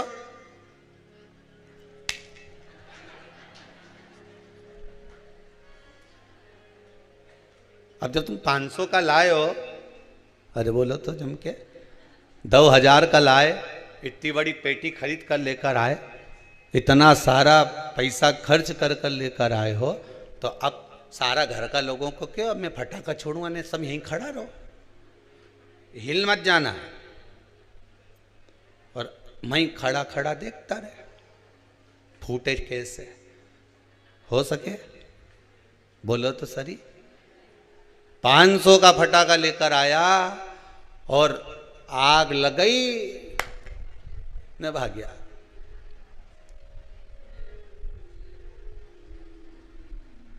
पांच सौ का फटाखा लाया, आग लगाई और भागा। छोड़कर गया कि नहीं गया? अरे बोलो तो जम के, छोड़ा भागा। उसी तरह फटाके भी हमको ज्ञान देते हैं कि 500 का लेकर आया था ने, आग लगा के 2 मिनट में भाग गया। अगर खड़ा रहता तो मुंडा काला होता कि नहीं होता? अरे बोलो तो सही है। और मुंडा तो मुंडा काला होता ने, हाथ पैर का कई होता, ये तो राम जी जानता। भागना पड़ा छोड़कर। उसी तरह 500 का फटाका लाए, छोड़कर भागना पड़ा। बस एक निवेदन है, संसार में आए हो, बहुत सी चीजें खरीदना पड़ेगी। ये घर परिवार कुटुंब कबीला सब कुछ हमने जोड़ा, ये समझ लेना फटाका है। और एक दिन इसको छोड़कर भागना पड़ेगा, रह नहीं सकते इस फटाके के पास, खड़े नहीं रह सकते। और आप में किसी में सामर्थ्यता हो तो खड़े होकर बता देना, एक पेटी में आग लगा मैं खड़े रह जाए। अभी दशहरा आने वाला है, किसी से कह देना रस्सी बम हमारे सामने जला, मैं तो यही खड़ा जा कर क्या कर लेगा। 1000 रुपए का लेके आया, 5000 का लेके आया ने, आग लगा मेरे सामने लगा। परिवार वाले के इकट्ठा कर लेना, रे फटाका है अभी आग लगाऊं, देखो 5000 का लेके आया हूं। खड़े रहोगे नहीं, आग लगाए ना, भागना पड़ेगा। उसी तरह परिवार कुटुंब कबीला नाते रिश्ते fridge cooler washing machine time, ये सोफा ये पलंग ये मकान ये जमीन ये जायदाद सारी संपदा हमने जोड़ी, ये फटाके की तरह है। जिस दिन परमात्मा आग लगाएगा उस दिन भागना पड़ जाएगा, तुरंत छोड़कर जाना पड़ेगा, निकलना पड़ेगा। बस इतना ध्यान रखो, बेटी पास में रखो, मुझको मदहोश बनाए, आग मत लगाना, आग लगाओ मुझको मदहोश भागना पड़ेगा। रहो संसार में, रहो कुटुंब में, रहो दिल नाच उठे वो, नहीं देने की मना नहीं है, घूम रहे हो। दिल नाच उठे वो, काशी का दीदार चाहिए, सबसे बड़ा काशी रहने वाला भोलानाथ चाहिए। जितने लोग टीवी पर कथा सुन रहे हैं सब सावधानी से ध्यान से सुनना। सबसे बड़ा आश्रम कौन सा? कृष्णा। कोई तुमसे कहे साधु बन जाओ, क्या हमको नहीं बनेगा? भोलानाथ कोई तुमसे कहे सन्यासी बन जाओ तो कहना रहते राजा तुम्हारा पाँव पड़े सारा सब अपनी कोई बोले तुमसे साधक बन जाओ, कोई भी नहीं बनना। कोई खोलते चलो तपस्वी बन जाओ, योगी बन जाओ, सन्यासी बन जाओ,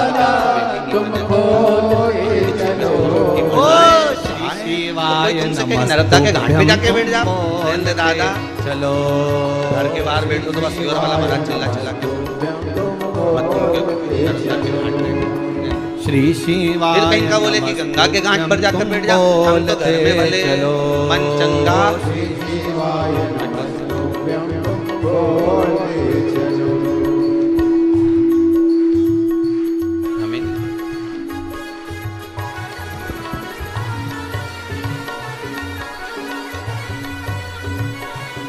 फिर कहाँ रहोगे?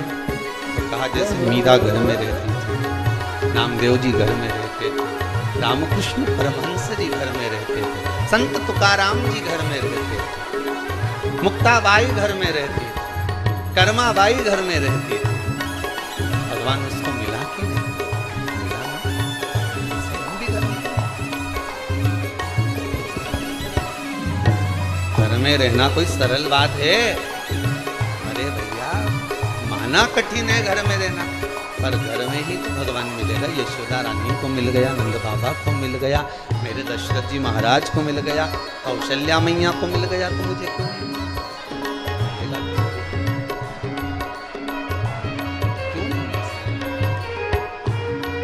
रहो घर में, बस इतना याद रखो। जैसे किसी एक सेठ जी के लड़के की शादी, सेठ जी ने कहा एक से बढ़कर एक आइटम आना चाहिए।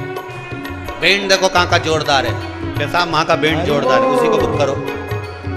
हलवाई कहाँ का जोरदार है, कैसा वहां का हलवाई जोरदार है, उके बुक करो। बोलो सही है कि गलत है? जिसके यहाँ अच्छी शादी होती है खूब पैसा खर्च करे तो अच्छा अच्छा चुन चुन के लाए। तो किसी ने कह दिया साहब दूल्हा काय पे बैठेगा, तो कि घोड़ी पे बैठेगा, तो घोड़ी ढूंढो। तो कैसा घोड़ी तो वो वहां की जोरदार थी साहब, ऐसी घोड़ी क्या जोरदार। दूल्हा ऊपर अगर बैठ जाए तो लगे कि दूल्हा। अगर शादी करो नहीं छोरा की तो घोड़ी तो उलंग की लाना। अच्छा ऐसा क्या हुआ घोड़ी में?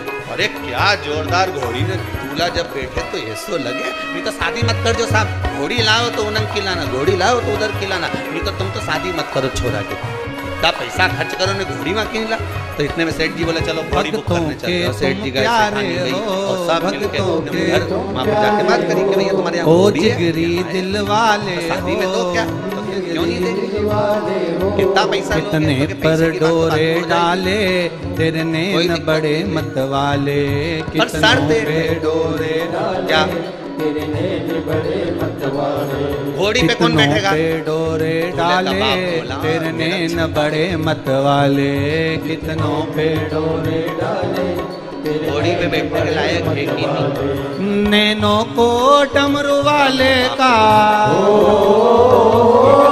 नैनों को बैठने के लायक है कि नहीं?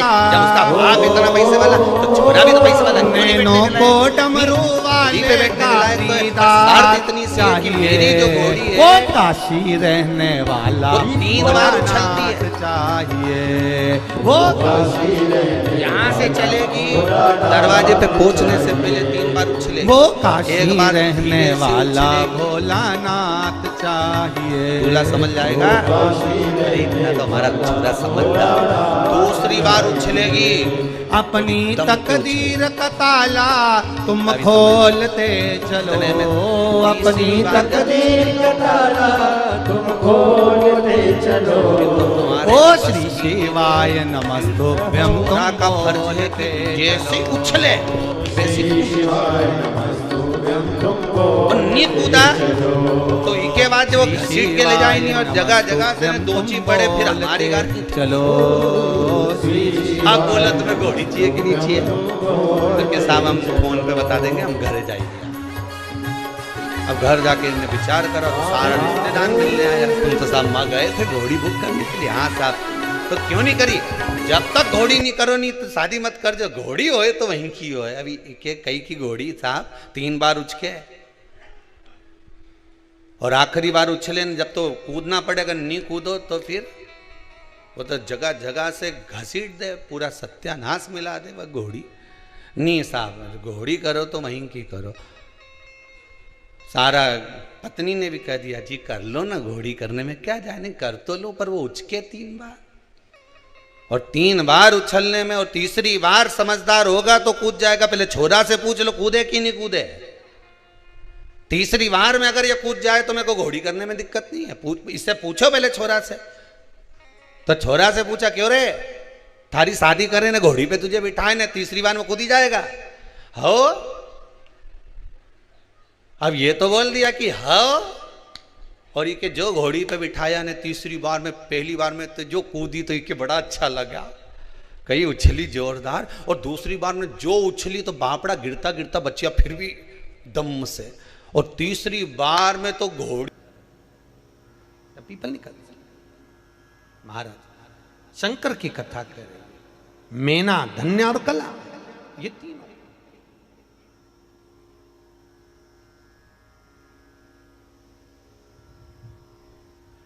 तीनों जा रही हैं, श्रापित हो गई। हमारा श्राप है, सनकादि कर रहे हैं, हमारा श्राप है। तुम तीनों के वस्त्र हमें लगे हैं, हम श्राप देते हैं तुम मृत्यु लोक में जन्म लोगी। तीनों चरणों में पड़ेगी, क्षमा करिए हमसे गलती हो गई। तब तुरंत सनत कुमारों ने कहा मृत्यु लोक में तुम तीनों जन्मोगी तो सही, पर एक बात याद रखना, तुम तीनों के गोद में 3 देवियां खेलेंगी जो जगत का कल्याण करेंगी। और मेना की गोद में पार्वती खेली, धन्या सुनैना बनी जिनकी गोद में सीता जी खेली, कला कीर्ति बनी जिनकी गोद में राधा जी खेली। ये 3 देवियां। और महाराज माता पार्वती की गोद में, माता मेनावती की गोद में पार्वती जी विराजमान है। इतनी देर में देवर्षि नारद का आगमन हो रहा है। इस पत्ती और 2 पत्ती के बीच में जो जगह है, अगर आप इस पत्ती को यहां से स्पर्श कर कर, इस पत्ती को यहां से स्पर्श कर कर शंकर भगवान के शिवलिंग पर अगर आप श्री शिवाय नमस्तुभ्यम कहकर, पंचाक्षर मंत्र नमः शिवाय कहकर, षडाक्षर मंत्र ओम नमः शिवाय कहकर यदि शंकर के शिवलिंग पर समर्पित करते हो तो वो 108 बेलपत्र का काम कर जाती है। पकड़ने का स्थान देखिए,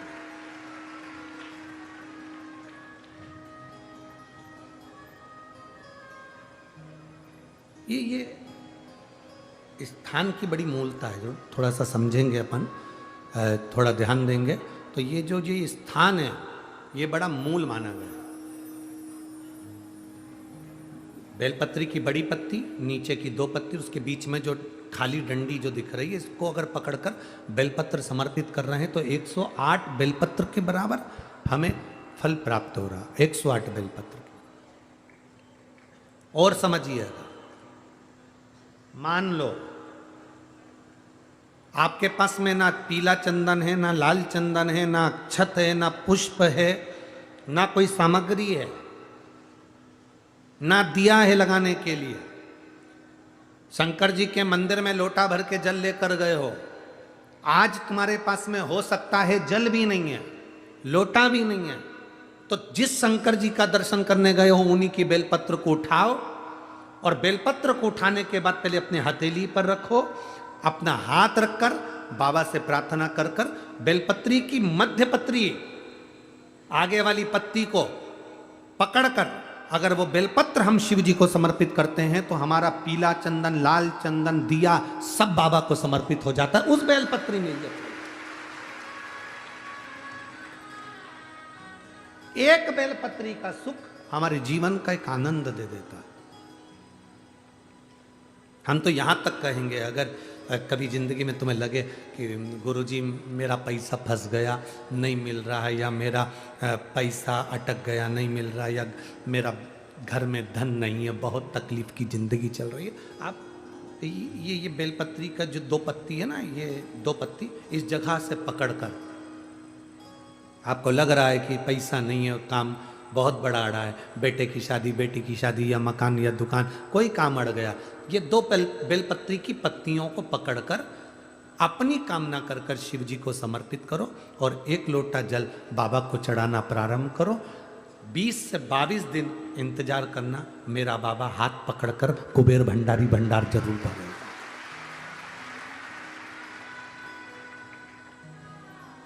दो पत्ती को पकड़कर, लोग कहते हैं ब्रह्मा विष्णु महेश हैं बेलपत्री में, शिव जी के 3 नेत्र हैं बेलपत्री में, शंकर भगवान के त्रिशूल की 3 कोर है बेलपत्री में। हम कहते हैं अभी थोड़ा आप स्मरण करेंगे, अगर आप शिव महापुराण को अच्छे से पढ़ेंगे तो आपको ज्ञात होगा।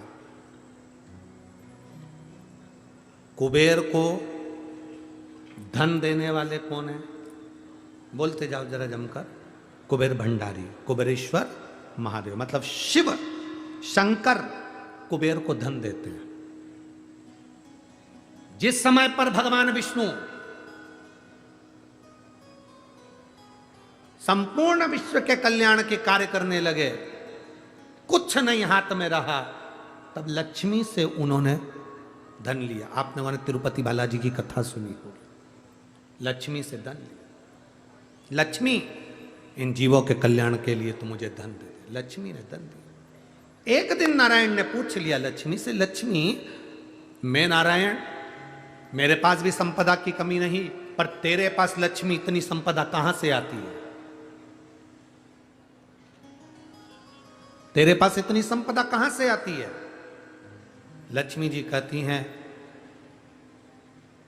मेरी मां ने, मेरे पिता ने मुझे केवल एक ही बात सिखाई थी, किसी के आगे हाथ नहीं फैलाना है, शंकर की स्तुति करना है। लक्ष्मी जी कहती हैं, जब मुझे जरूरत पड़ती है मैं कुबेर को साथ में लेकर पहुंचती हूं। बेलपत्री की ये बीच वाली पत्ती है शिव, माता लक्ष्मी और कुबेर, उन दोनों के सामने हाथ पसार कर कुबेरेश्वर महादेव से मांग रहे हैं, भगवान शंकर से मांग रहे हैं। लक्ष्मी जी कहती हैं, वो शिव मुझे प्रदान करते हैं दोनों हाथों से, और मैं वो लेकर आती हूं जनमानस के कल्याण की।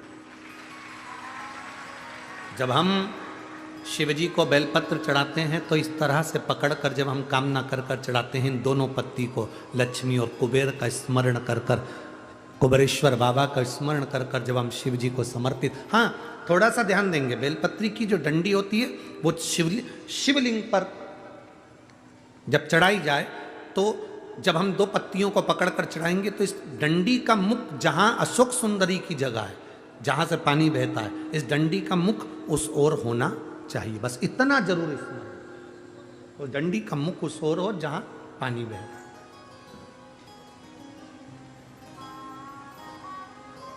जिस जगह से जल बह, जिनके यहाँ पितृदोष होता है, काल सर्प दोष होता है, वास्तु दोष होता है, उनको ज्यादा कुछ नहीं करना होना।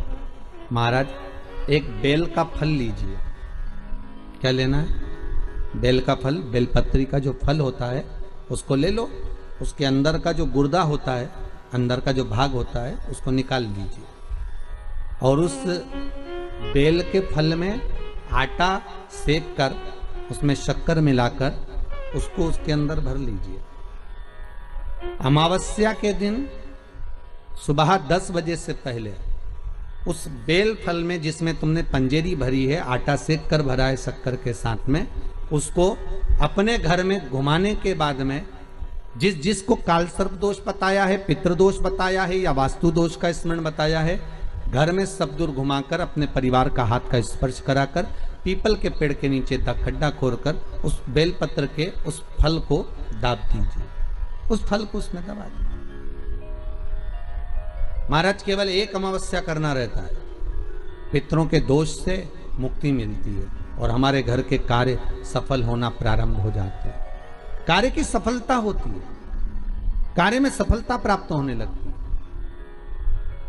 हम तो कई बार कहते हैं महाराज जी, अगर ऐसा लगे किसी औषधि को आप ले रहे हैं, मालूम पड़े कि औषधि आपको लग नहीं रही है, शिव महापुराण की कथा करेंगे, मान लो औषधि आपको नहीं लग रही, आपने औषधि बहुत दिनों से ले रहे हो, कोई दवाई, मान लो आप किसी भी दवाई को ग्रहण कर रहे हैं और वो औषधि लगी नहीं रही है, वो शरीर को लगी नहीं पा रही और आप ठीक ही नहीं हो पा रहे, 15 दिन हो गए, 8 दिन हो गए, बताओ, उतना की उतना ही कैटरीना है, उतना ही उतना अपना भरा हुआ, वही की वही लीवर, वही की वही किडनी, वही की वही स्मरण, सभी कुछ वही वही है, उतने की उतना ही है।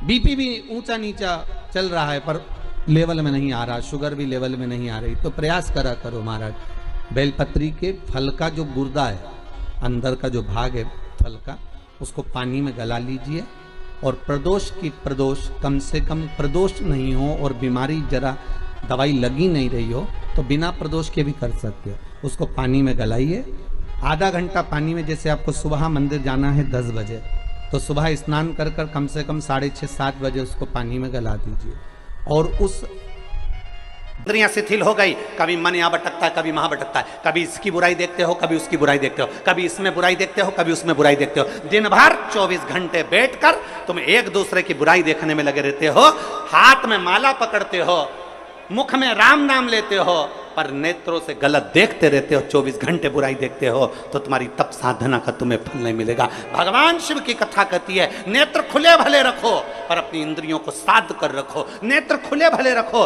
पर अपनी इंद्रियों को पकड़ कर रखो, नेत्र खुले भले रखो पर इन नेत्रों से गलत चीज ना देखी जाए, जिसमें देखना अच्छाई देखना। भाई कोई अगर आधा गिलास पानी लेकर आया है ना, तो वो आधा गिलास पानी अगर लाया है तो खाली गिलास मत देखो, उसका दिल देखो, कम से कम तेरे लिए आधा भरकर तो लाया है, उसका भरा हुआ गिलास देखिए, आपको सुख का अनुभव होगा। एक चरित्र आता है, एक व्यक्ति निकल रहा था, कोयल की आवाज सुनी, सुनकर कहा कोयल कितना मीठा बोलती है, पर काली ना होती तो कितना अच्छा होता। आगे गया, गुलाब का फूल देखा, गुलाब का फूल कितना सुंदर है, कांटे नहीं होते तो कितना अच्छा होता। और आगे गया, समुद्र देखा, समुद्र कितना विशाल है, जल कितना अच्छा है, पर खारा नहीं होता तो कितना अच्छा होता। कोयल, गुलाब का फूल और समुद्र तीनों ने मिलकर कहा, रे मनुष्य, तुझ में दूसरे की बुराई देखने की आदत नहीं होती तो तू कितना अच्छा होता, तूने जिंदगी भर केवल बुराई देखी। कोयल में बुराई देखी, मीठा बोल रही है वो नहीं देखा, कोयल काली दिख गई, गुलाब का फूल सुंदर है वो नहीं दिखा, कांटे दिख गए, समुद्र अच्छा है वो नहीं दिखा, पर समुद्र का जल खारा दिख गया। हमने जिंदगी भर केवल बुराइयां ढूंढी है, केवल बुराइयां, कभी इसमें ढूंढते, कभी उसमें ढूंढते, कभी उसमें ढूंढते। जरा अपने अंदर झांक कर देखो कि हमारे भीतर कितनी बुराई भरी होगी। हम एक उंगली किसी पर उठाते हैं तो ये 3 उंगली हमारी ओर जाती है, कि तुम अपने अंदर झांक कर देखो, उसमें एक गलती है, तुम में 3 गलतियां भरी पड़ी है, वो गलती हमारे भीतर की हमें झांकना।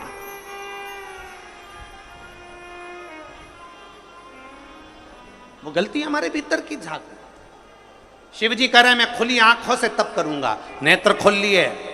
शिव महापुराण की कथा कहती है 1000 वर्ष तक मेरे शंकर भगवान ने नेत्र बंद नहीं करे, 1000 वर्ष तक मेरे शिव नेत्र बंद नहीं करे, 1000 वर्ष तक मेरे ओघड़दानी मेरे शंभु नेत्र बंद नहीं करे। लग गए, आंखें झपकी नहीं, पलक झपकी नहीं, नेत्र खुले की खुले। 1000 वर्ष निकल गए, 1000 वर्ष, तब अघोर शस्त्र प्राप्त कर लिया और प्राप्त करते से ही भगवान शंकर ने अपने नेत्र को बंद किया। बंद करते से ही भगवान शंकर का जैसे ही नेत्र बंद हुआ, उससे एक बिंदु नीचे गिर गया। जब बहुत देर तक आंख खुली रहती है, बहुत देर तक आंख खुली रहती है, पलक नहीं झपकती, तब आंख में से एक आंसू गिर जाता है। शिव जी की आंख से वो आंसू गिरा। जो तप करा था, जो साधना करी थी, जो अघोर अस्त्र पाने के लिए सारी तप साधना करी थी, जिस अस्त्र के बल पर संपूर्ण ब्रह्मांड की रक्षा करी है, उस तप साधना के बल पर भगवान ने जैसे ही नेत्र बंद करा, बंद करते से शिव जी की आंख से एक आंसू गिर गया और जैसे ही वो आंसू गिरा, उससे एक वृक्ष उत्पन्न हो गया जिसका नाम रुद्राक्ष का वृक्ष हुआ। जो रुद्राक्ष, अब जरा ध्यान देना, रुद्राक्ष ऐसे ही नहीं उत्पन्न हो गया, हजारों हजारों वर्ष तक मेरे ओघड़दानी ने तप साधना करी, और जब नेत्र बंद करे तब आंसू गिरा, उस आंसू से रुद्राक्ष पैदा हुआ है। उस अश्रु से, शिव के उन अश्रु से रुद्राक्ष उत्पन्न हुआ। इतने तप साधना का बल एक रुद्राक्ष में होता है, इतना तप साधना का बल एक रुद्राक्ष में होता है कि अघोर अस्त्र के बराबर, अघोर मंत्र के बराबर शिव का एक रुद्राक्ष होता है, अगर वो श्रेष्ठता से धारण किया। इसलिए सोमवार से ये वही जिस समय पर त्रिपुरासुर का वध करा था भगवान शंकर ने, और जिस रुद्राक्ष को भगवान ने प्रकट करा था, सोमवार से सोमवार तक की सावन के महीना था जब मेरे देव अधिदेव महादेव ने इस रुद्राक्ष को प्रकट किया था। आप सभी को रुद्राक्ष के प्रागट्य की भी बहुत बहुत बधाई, बहुत बहुत। रुद्राक्ष के प्रागट्य की एक कथा नहीं है, रुद्राक्ष के प्रागट्य की कई कथा है। रुद्राक्ष के जन्म की एक कथा नहीं, रुद्राक्ष के जन्म की अनेक कथा। पर भाग्यशाली हो आप जो 72 साल बाद ये जो सावन का महीना आया है, सोमवार से सोमवार तक का, कहते हैं इस सावन में जो सोमवार से सोमवार तक का सावन रहता है, सोमवार से शुरू सोमवार से विराम, अगर आपके घर में रुद्राक्ष है, आप रुद्राक्ष धारण करते हो या रुद्राक्ष अपने घर में रखते हो, तो उस रुद्राक्ष को छोटी सी कटोरी में रखकर या एक पात्र में रखकर 7 बार किसी भी अमावस पर, सावन में जो अमावस्या पड़ती है, ये सोमवार से सोमवार वाली सावन, इसके बाद वाले सावन का हम वर्णन नहीं कर रहा, हम इस सावन की बात कर रहे हैं। या तो अमावस, पूर्णिमा, त्रयोदशी, चतुर्दशी या प्रदोष, शिवरात्रि, अष्टमी, ये ऐसी तिथियां हैं जो सोमवार से सोमवार तक का जो सावन होता है, सावन में कटोरी में रखकर, प्लेट में रखकर, थाली में रखकर 7 बार अपने घर में अगर रुद्राक्ष है तो उसको बलवान बनाने के लिए इसी सावन के महीने में 7 बार तो जल, 5 बार दूध गौ माता का, और 2 बार गाय का घी उस रुद्राक्ष पर लेपित करना चाहिए। और फिर उस रुद्राक्ष को धूप बत्ती हो या घर में गूगल की धूप हो, वो धूप बत्ती से उस रुद्राक्ष को सिद्ध कर लेना चाहिए। कुछ नहीं आता ना, शिव का नाम लो, श्री शिवाय नमस्तुभ्यम बोलो, और उस रुद्राक्ष का स्पर्श कर कर अपने गले में धारण करते हो तो गले में, पूजन में रखते हो तो पूजन में, या किसी कार्य सिद्धि के लिए रखते हो तो कार्य सिद्धि के लिए। अगर ये सोमवार से चालू होने वाले सावन को, सोमवार से विराम होने वाले सावन में अगर हम सिद्ध कर लेते हैं तो वो रुद्राक्ष हमारे जीवन का सबसे श्रेष्ठ रुद्राक्ष हो जाता है, सर्वश्रेष्ठ। अभी हमारे सीहोर में कुबेरेश्वर धाम पर ये जो सावन का महीना आया है, इस सावन में हमारे यहाँ कुबेरेश्वर धाम पे वैसे तो जो महाशिवरात्रि आती है, जिस समय रुद्राक्ष उत्सव होता है, उस समय पर रुद्राक्ष को सिद्ध कर लिया जाता है। पर जो सावन ये आया है, इस सावन में हमारे यहाँ प्रतिदिन बाबा के रुद्राक्ष को सिद्ध करते हैं। प्रतिदिन नियम है रुद्राक्ष पर जल चढ़ाना, दूध चढ़ाना, घृत लगाना और बाबा के रुद्राक्ष, क्योंकि इतने भक्त आते हैं उनके लिए वो रुद्राक्ष सिद्ध हो।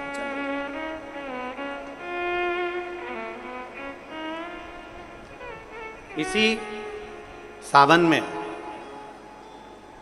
4 मुखी 3 रुद्राक्ष, कितने? 4 मुखी कितने? 3। 5 मुखी रुद्राक्ष 3 और 6 मुखी रुद्राक्ष 3। इनके बीच में सवा गांठ लगाई जाती है। 4 रुद्राक्ष कितने? जल्दी बोलो। 4 मुखी रुद्राक्ष कितने? 3। 5 मुखी रुद्राक्ष कितने? 3। 6 मुखी रुद्राक्ष कितने? 3। इनके बीच में सवा गांठ लगाई जाती है। मतलब एक गांठ पूरी लगाई जाती है, फिर आधी गांठ लगाकर फिर रुद्राक्ष को डाला जाता है लाल धागे में, फिर सवा गांठ, ऐसी चलती है। 9 रुद्राक्ष होते हैं कुल टोटल। अगर ये 9 रुद्राक्ष को शंकर भगवान के शिवलिंग के पास में रखकर ये सावन, इसको अन्य सावन में नहीं कर सकते, केवल इसी सावन। भगवान शिव के मंदिर में शिवलिंग के पास उसको रखकर 7 लोटा जल, 5 बार दूध और 2 बार घृत अगर लेपन कर दिया जाता है उस माला को, और उसी माला को हम बेलपत्री के पेड़ के नीचे बैठकर अपने गले में अगर धारण कर लेते हैं तो दुनिया का ऐसा कोई कार्य नहीं जो तुम्हारे लिए हो नहीं, पक्के में होकर ही मानता है। उस रुद्राक्ष का इतना महत्व, ये तुम जो सहज में सुन रहे हो ना, हम फिर कहेंगे दया सिंह, जो हम फिर दया सिंह जी को धन्यवाद देंगे कि ये जो सावन के महीने की कथा लिए दया सिंह जी, ये साधारण नहीं है। दुनिया के लोग भले इसको सहजता में रख लें। 27 जुलाई 1953 में ये सावन आया था, उसके बाद 2024 में ये सावन आया। लोग तरसते हैं इस सावन के लिए कि इसमें हमें रुद्राक्ष को सिद्ध करना है, हमें इसमें बेलपत्र का पान करना है, इसमें हम जो मांगेंगे हमारा बाबा कृपा करने के लिए तत्पर रहता है। ये वो रुद्राक्ष का आनंद पाते। मैं धन्यवाद देता हूं दया सिंह जी आपको बहुत बहुत, और पूरी समिति को, बोलबम सेवा कल्याण समिति को धन्यवाद देता हूं। और जितने भिलाईवासी इस कथा को सुन रहे हैं, भले तुम्हें छाता लगा कर बैठना पड़े, भले तुम्हें पन्नी लगा कर बैठना पड़े, पर अगर 1 मिनट भी आप कथा का रिस्पॉन्ड कर रहे हो, टीवी के सामने, मोबाइल के सामने अगर सुन रहे हो, तो सहज मत समझना क्या फल मिलेगा। हम तो कहते हैं कि 3 महीने में मिलता है, हम तुमको कहीं नहीं जा रहे, 1 महीना तुम्हारे इसी छत्तीसगढ़ में है, हम 1 महीने में फल देखना प्रारंभ करेंगे, प्रयास करेंगे। आप उस सावन की महत्वता तो जानो, शिव नाम की महत्वता तो जानो। दे देना या सामान दे देना। शिव को अगर कुछ देना है, शंकर को यदि कुछ प्रदान करना है, तो शिव महापुराण की कथा कहती है कि शिव को मात्र 1 लोटा जल यदि आपने समर्पित कर दिया तो शंकर ने आपके लिए कुबेर का खजाना खोल दिया। ऐसा सरल देव कहीं नहीं मिलने वाला।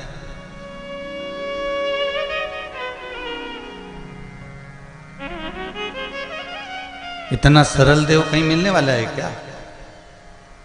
अन्य देवताओं के पूजन के लिए तो आपको सामान जुटाना पड़ता है कि ये लाओ, कि वो लाओ, कि ये पूजन करना है तो इसके लिए ये इतना इकट्ठा करना पड़ेगा, यज्ञ करना है तो इसके लिए इतना इकट्ठा करना पड़ेगा, सामान लाना है तो उसके लिए इतना इकट्ठा करना पड़ेगा, सामान एकत्रित करना पड़ेगा, ये सामान लाना पड़ेगा, वो सामान लाना पड़ेगा। पर शिव की पूजन के लिए आप कुछ एकत्रित करो मत करो। यहां तक शिव महापुराण की कथा कहती है कि तेरे मंदिर में आना मेरा काम है और मेरी बिगड़ी बनाना तेरा काम है। बस यहां तक शिव महापुराण की कथा कहती है कि आप शिव के मंदिर तक चले जाओ।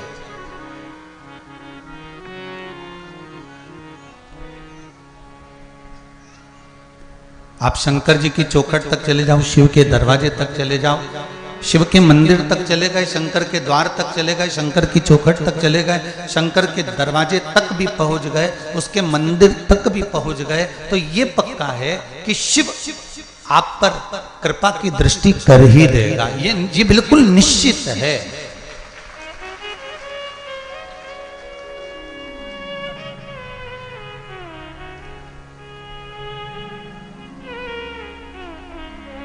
कल अपन सभी ने शिव महापुराण की कथा में श्रवण किया था। कल भगवान शंकर की कथा में अपन ने सुना था कि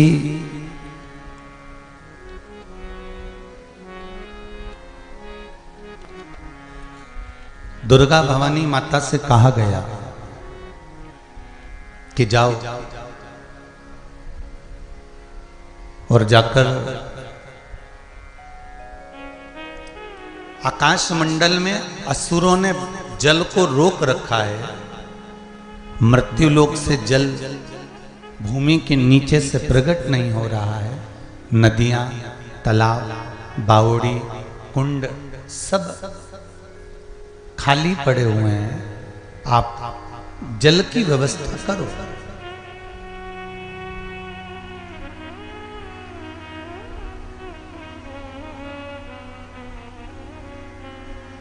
तभी माता पार्वती जी का जो स्वरूप था, दुर्गा भवानी का जो स्वरूप था, उससे माता पार्वती जी ने, माता दुर्गा ने शकंभरी रूप धारण कर लिया था।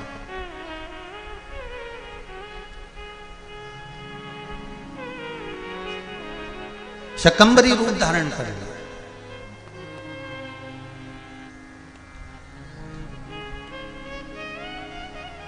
हजारों नेत्र माता ने अपने शरीर पर बना लिए थे और हजारों नेत्र बनाकर माता ने उन नेत्रों से रोना चालू कर दिया था। क्या हुआ उससे? जब रोना चालू करा माता ने, चलती चलती जाए मेरी शकंभरी माता, और नेत्रों से जल बहाती जाए। जो बंजर भूमि थी वो सब हरी भरी हो गई वापिस, और अकाल समाप्त हो गया।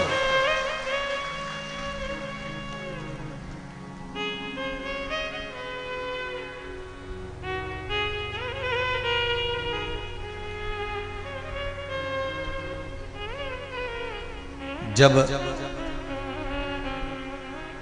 संसार के ऊपर काल मंडराने लगता है, चारों तरफ जब सूखा पड़ने लगता है, कहीं विपदा आन खड़ी होती है, तब शिव पंचायत में से मां दुर्गा को बाहर निकालकर खड़ा कर दिया जाता है कि अब तुमको संभालना है, अब तुमको देखना है, अब तुम जाओ।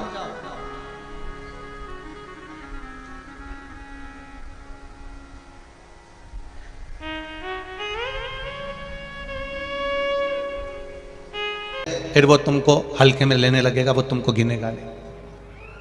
मैं अपनी सास से दुखी हूं, वो हल्के में रहने लगेगा, तुमको गिनेगा नहीं। अपने दुख पड़ोसी कभी नहीं काटेगा। अपनी तकलीफ को अपने पड़ोसी या रिश्तेदार, नातेदार या कुटुंब वाले नहीं काटेंगे। आपके जीवन में अगर दुख है, आपके जीवन में तकलीफ है, तो वो कोई दूसरा काटने वाला नहीं होगा। किसी की सामर्थ्यता नहीं है कि कोई आपके दुख को काट दे। आपके दुख को आपको स्वयं को काटना है, क्योंकि कर्म का जो लेखनी है वो हमारे ऊपर लिखी हुई है। उस कर्म की लेखनी को हमें स्वयं काटना पड़ेगा। मत बुरे कर्म कर बंदे, वरना पछताएगा। भगवान की आंखों से तू बच नहीं पाएगा, तू बच नहीं पाएगा। अरे ओ अज्ञानी मत करना दानी। संत शिरोमणि परम पूज्य गुरु नानक देव जी महाराज, संत शिरोमणि परम पूज्य गुरु नानक देव जी महाराज से बाले ने एक बार कह दिया कि गुरुदेव, आप कहते हो कि सर्वस्व परमात्मा है, हर जगह पर ईश्वर है। हाँ, पर वो दिखता तो है ही नहीं। परम पूज्य संत शिरोमणि, संतों में संत आनंद कराने वाले गुरु नानक देव जी से बाले ने पूछा, आप कह रहे हो कि परमात्मा सब दूर है, तो वो दिखता क्यों नहीं, नजर क्यों नहीं आता? गुरु नानक देव जी ने कहा, बाले, परमात्मा सब दूर है, पर उसको देखने के लिए दृष्टि कोई गुरु ही दे सकता है। कभी प्रैक्टिकल करना, आपके पास में कितनी धूल उड़ रही है, आपके पास में छोटे छोटे कण इतने उड़ रहे हैं, इतने घूम रहे हैं कि आप अंदाजा नहीं लगा सकते। आपको दिख रहे हैं क्या? नहीं दिख रहा है। आपके पास में कोई कांच हो, उस कांच को धूप में से अपने पास में से कहीं रोशनी करना, और उस धूप की रोशनी के बीच में जो कांच और धूप के बीच में जो जगह मिले, उसमें देखना आपको वो छोटे छोटे कण उड़ते हुए नजर आएंगे। आते कि नहीं आते? कभी कभी आपने बच्चों के साथ में देखा होगा, बच्चे लोग जब वो कांच की रोशनी करते हैं तो उसमें वो छोटे छोटे कण नजर आ रहे हैं। वो छोटे छोटे कण दिख रहा है। ये देखने के लिए आपको दर्पण की जरूरत पड़ी। परमात्मा को देखने के लिए परमात्मा सर्वस्व विराजमान है, हर जगह जगह बैठा हुआ है, हर चप्पे चप्पे में है, हर पशु पक्षी जीव में परमात्मा बसा हुआ है। इसको देखने के लिए आपको गुरु जो नेत्र देगा, जो दर्पण देगा, उस नेत्र की जरूरत पड़ती है। और वो नेत्र बाले को संत शिरोमणि श्री गुरु नानक देव जी ने दिया। बाले को अभी भी विश्वास नहीं हुआ तो गुरु नानक देव जी ने कहा ये कबूतर ले जा, इस कबूतर को लेके जा, कहीं ऐसी जगह पर इसको समाप्त करना जहां कोई इसको ना देखे। बाले कबूतर लेकर गया, जंगल में पहुंचा, वहां पर उस कबूतर को मारने वाला था। इतने में उसको लगा कि वृक्ष देख रहे होंगे, कोई देख रहा है, तो वहां से आगे गया तो कहा पक्षी देख रहे होंगे, और आगे गया तो सोचा आसमान देख रहा है, और आगे गया तो कहा जल देख रहा है। बाले उस कबूतर को वापस लेकर आ गया। गुरु नानक देव जी से कहा गुरुवर आप सत्य कहते हो, कण कण में परमात्मा समाया हुआ है, वो सर्वस्व है, क्योंकि दृष्टि से वो नजर आ गया। उस बाले की दृष्टि में गुरु की दृष्टि समा गई थी, गुरु नानक देव जी की दृष्टि समा गई थी, तो उसको सब में एक नजर आ रहा था, सब में परमात्मा नजर आ रहा था, सब में ईश्वर नजर आ रहा था। अकेले रो लोगे ना चल जाएगा, कर्जा हो गया, तकलीफ आ गई, कष्ट आ गया, बीमारी आ गई, रोग आ गया, कोई दुख आ गया, आप खुद उसको भोगोगे और खुद उस दुख को समाप्त कर सकते हो। किसी दूसरे की सामर्थ्य नहीं है कि वो तुम्हारे दुख को समाप्त कर दे। कोई दूसरा तुम्हारे दुख को समाप्त नहीं करेगा। हम कह दें कि कोई आपसे कह दे कि सियोर वाला महाराज दुख को समाप्त कर देगा, तो मत मानना। दुनिया में कोई ऐसा महाराज नहीं जो तुम्हारे दुख को समाप्त कर दे। अगर कोई ढोंग करे, प्रपंच करे, छल करे तो वो उनका वो जाने, पर किसी की सामर्थ्यता नहीं है कि कोई तुम्हारे दुख को समाप्त कर दे। तुम्हारे दुख को तुम्हें स्वयं समाप्त करना पड़ेगा। जब हम अपने कर्म को करते करते करते करते भगवान को समर्पित होकर करेंगे तो भगवान उस कर्म का फल देना प्रारंभ करेगा और फिर धीरे धीरे दुख कटना प्रारंभ हो जाएगा। किसी की सामर्थ्यता नहीं। और ये ढोंग प्रपंच में फंसना भी मती, अंधविश्वास में जाना भी मती। किसी ढोंग प्रपंच और अंधविश्वास की ओर मत जाना। कोई कह दे तुमसे कि मैं तुम्हारा दुख काट दूंगा, कोई कह दे मैं तुम्हारी तकलीफ काट दूंगा, कोई कह दे मैं तुम्हारे लिए ऐसा कर दूंगा। और कहीं का ऐसा संत मिल जाए या कहीं का ऐसा बाबा जोगी मिल जाए या कहीं का ऐसा व्यक्ति मिल जाए जो तुम्हें गड़ा हुआ हंडा निकाल के दे दे, धन निकाल के दे दे। जिनके यहाँ पितृदोष होता है, काल सर्प दोष होता है, वास्तु दोष होता है, उनको ज्यादा कुछ नहीं करना होना। महाराज एक बेल का फल लीजिए। क्या लेना है? बेल का फल, बेलपत्री का जो फल होता है उसको ले लो। उसके अंदर का जो गुर्दा होता है, अंदर का जो भाग होता है, उसको निकाल लीजिए और उस बेल के फल में आटा सेक कर उसमें शक्कर मिलाकर उसको उसके अंदर भर लीजिए। अमावस्या के दिन सुबह 10 बजे से पहले उस बेल फल में जिसमें तुमने पंजेरी भरी है, आटा सेक कर भरा है शक्कर के साथ में, उसको अपने घर में घुमाने के बाद में जिसको काल सर्प दोष बताया है, पितृदोष बताया है या वास्तु दोष का स्मरण बताया है, घर में सब दूर घुमाकर अपने परिवार का हाथ का स्पर्श कराकर पीपल के पेड़ के नीचे खड्डा खोदकर उस बेलपत्र के उस फल को दाब दीजिए। उस फल को उसमें दबा दीजिए। महाराज केवल एक अमावस्या करना रहता है, पितरों के दोष से मुक्ति मिलती है और हमारे घर के कार्य सफल होना प्रारंभ हो जाते हैं। कार्य की सफलता होती है, कार्य में सफलता प्राप्त होने लगती है। हम तो कई बार कहते हैं महाराज जी, अगर ऐसा लगे किसी औषधि को आप ले रहे हैं, मालूम पड़े कि औषधि आपको लग नहीं रही है, शिव महापुराण की कथा करेंगे। मान लो औषधि आपको नहीं लग रही, आपने औषधि बहुत दिनों से ले रहे हो, कोई दवाई, मान लो आप किसी भी दवाई को ग्रहण कर रहे हैं और वो औषधि लगी नहीं रही है, वो शरीर को लगी नहीं पा रही और आप ठीक ही नहीं हो पा रहे। 15 दिन हो गए, 8 दिन हो गए, बताओ उतना की उतना ही कैटरीना है, उतना ही उतना अपना भरा हुआ, वही की वही लीवर, वही की वही किडनी, वही की वही स्मरण, सभी कुछ वही वही है, उतना की उतना ही। बीपी भी ऊंचा नीचा चल रहा है पर लेवल में नहीं आ रहा, शुगर भी लेवल में नहीं आ रही। तो प्रयास करा करो महाराज, बेलपत्री के फल का जो गुर्दा है, अंदर का जो भाग है फल का, उसको पानी में गला लीजिए और प्रदोष की प्रदोष कम से कम प्रदोष नहीं हो और बीमारी जरा दवाई लगी नहीं रही हो तो बिना प्रदोष के भी कर सकते हो। उसको पानी में गलाइए, आधा घंटा पानी में, जैसे आपको सुबह मंदिर जाना है 10 बजे तो सुबह स्नान कर कर कम से कम 6:30-7 बजे उसको पानी में गला दीजिए और उस बेले के फल का गुर्दा सा गला हुआ पानी शिव जी को ले जाकर समर्पित कर दीजिए। महाराज उस पानी में से थोड़ा सा 1 चम्मच पानी शिव जी पे चढ़ा हुआ लेकर आ जाइए। उस पानी को जो बीमार व्यक्ति है उसको औषधि देने से पहले मात्र आधी चम्मच से भी आधा चम्मच उसको दे दीजिए।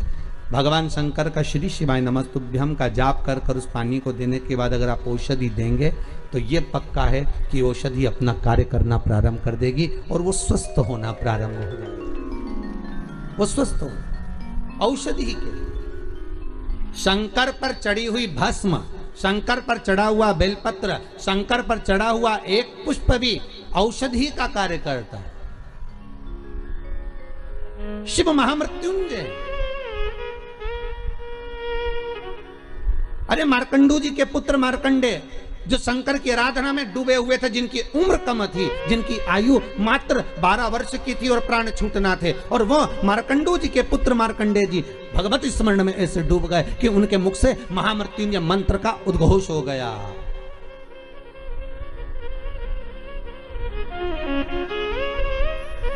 भगवान शिव के नाम का उद्घोष हो गया। जैसे नंदी महाराज, शिलाद नाम का ब्राह्मण जिनको ऋषि भी कहा गया है, जिनका नाम था शिलाद। क्या नाम है उनका? जम के बोलिए। शिलाद ब्राह्मण है, ऋषिवर है। और शिलाद ब्राह्मण है, ऋषि हैं, बड़े शिव के भगत है, शंकर का बहुत अनुमोदन करते हैं, शिव का स्मरण में वो हमेशा डूबे रहते हैं। और उनका एक नाम स्मरण केवल ओमकार का ध्वनि करना और ओम नाम में डूबे रहना। ओम नमः शिवाय,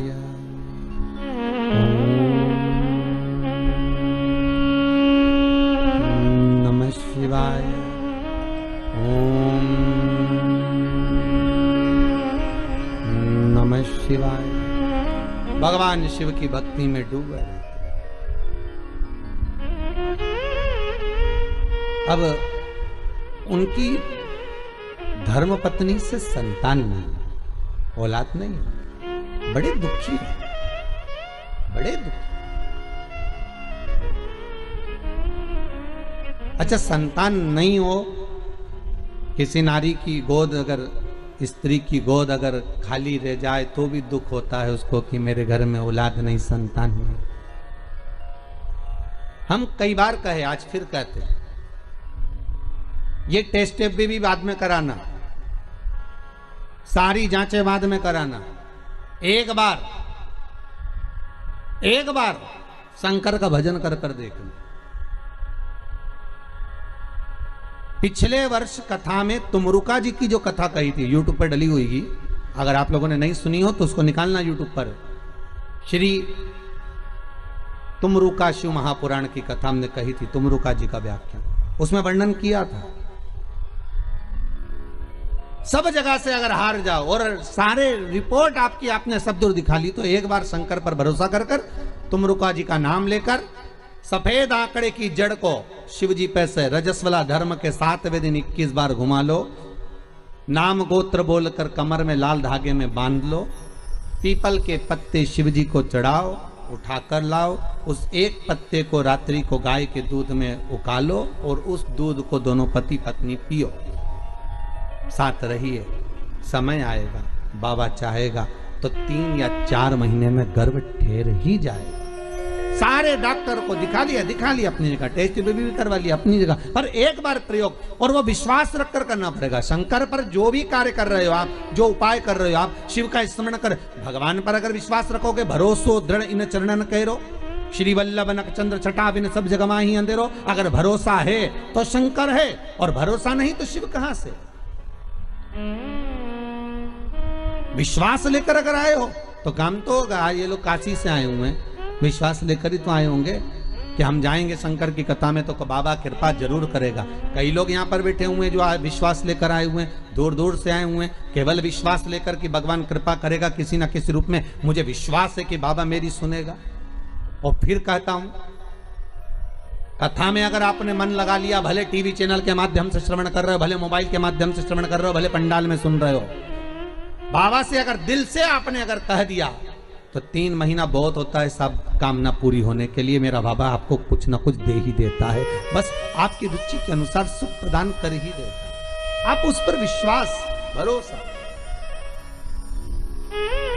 भटकना नहीं है हमको,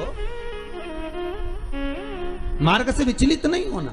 कई कई लोगों की आदत रहती है, पहले राम जी के पास चले जाएंगे, राम जी से काम नहीं होगा तो कृष्ण के पास चले जाएंगे, कन्हैया जी से काम नहीं होगा तो हनुमान जी के पास चले जाएंगे, हनुमान जी से नहीं होगा तो शंकर जी के पास चले जाएंगे। पर शिव महापुराण की कथा कहती है, गुरु जी के 2 चेले, गुरु जी ने दोनों चेलों से कहा, जाओ जमीन खोदो, 50 फीट पे पानी निकलेगा और मेरे लिए लोटा भर के पानी लेकर आओ। चेलों ने मन में कहा, विचार करा, बताओ पानी इतना सारा पड़ा, वो पी लो, मैं 50 फीट खोदें फिर पानी लाए। जाओ दोनों, 50 फीट खोदना, पानी निकलेगा और लेकर आना, मेरे को पानी पीना है, जाओ जरा। दोनों चेले चले गए। एक गया तो खोदता गया, खोदता गया, खोदता गया, खोदता गया। दूसरा गया तो उसने यहाँ खोद लिया, फिर वहाँ खोद लिया, फिर वहाँ खोद लिया, पानी नहीं निकला। 50 फीट तक एक चेला था तो वो खोदता गया और पानी निकल गया, लोटा भर के लेकर आए। गुरुजी ने पूछा, पानी निकल गया? आओ। दूसरे से, तुभ्यम का जाप करो, और जब शिवलिंग जलाधारी ये चरण जहाँ से पानी बहकर नीचे गिरता है, वहाँ अपने हाथ को लगाकर अपने दुख को, अपनी तकलीफ को शंकर के उस अशोक सुंदरी गणेश कार्तिकेय के स्थान का स्पर्श करते हुए बाबा से जरूर कहो कि जैसे ये तुम्हारी बेटी है उसी तरह मैं तुम्हारी बेटी हूँ, जैसे तुम्हारे ये बेटे हैं वैसे मैं तुम्हारा बेटा हूँ। इनके दुख को आपने मिटाया था, मुझे भी अपनी बेटी मानकर मेरे दुख को मिटा दीजिए, मेरे दुख को समाप्त कर। किसी से मत कहो पर शिव से कहो, शंकर से।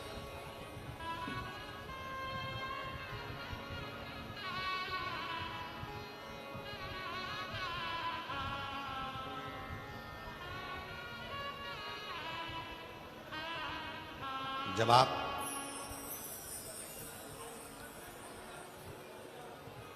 चरण पकड़कर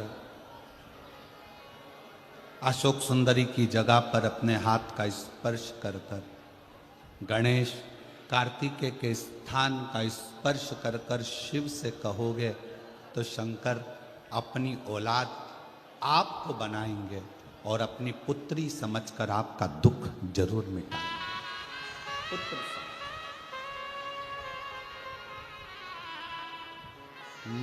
महादेव नमन चरणों में, महादेव नमन चरणों में, स्वीकार कीजिए सबका किया है, मेरा भी उद्धार कीजिए, उद्धार कीजिए।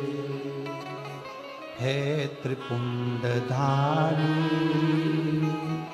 है त्रिशूलधारी, है त्रिपुंडधारी, है त्रिशूलधारी। चरणों में तेरे बाबा जी पावन चारों धाम हैं, तेरी देव करते वंदना, तुझे पूजे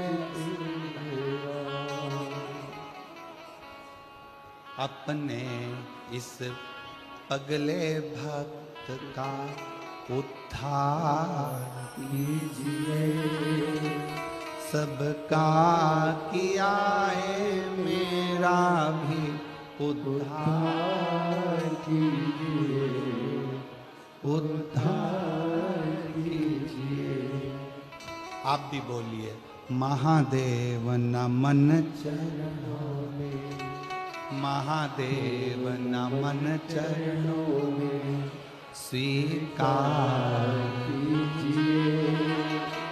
सबका किया है मेरा भी उद्धार कीजिए, उद्धार कीजिए।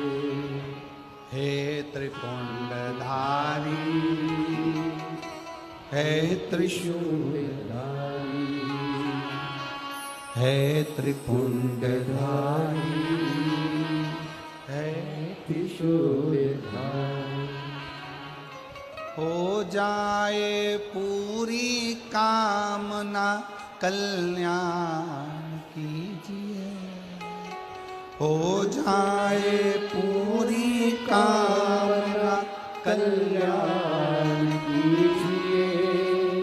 सबका किया है मेरा भी उद्धार कीजिए। महादेव नमन चरणों में स्वीकार कीजिए। सबका किया है मेरा भी उद्धार कीजिए, उद्धार कीजिए।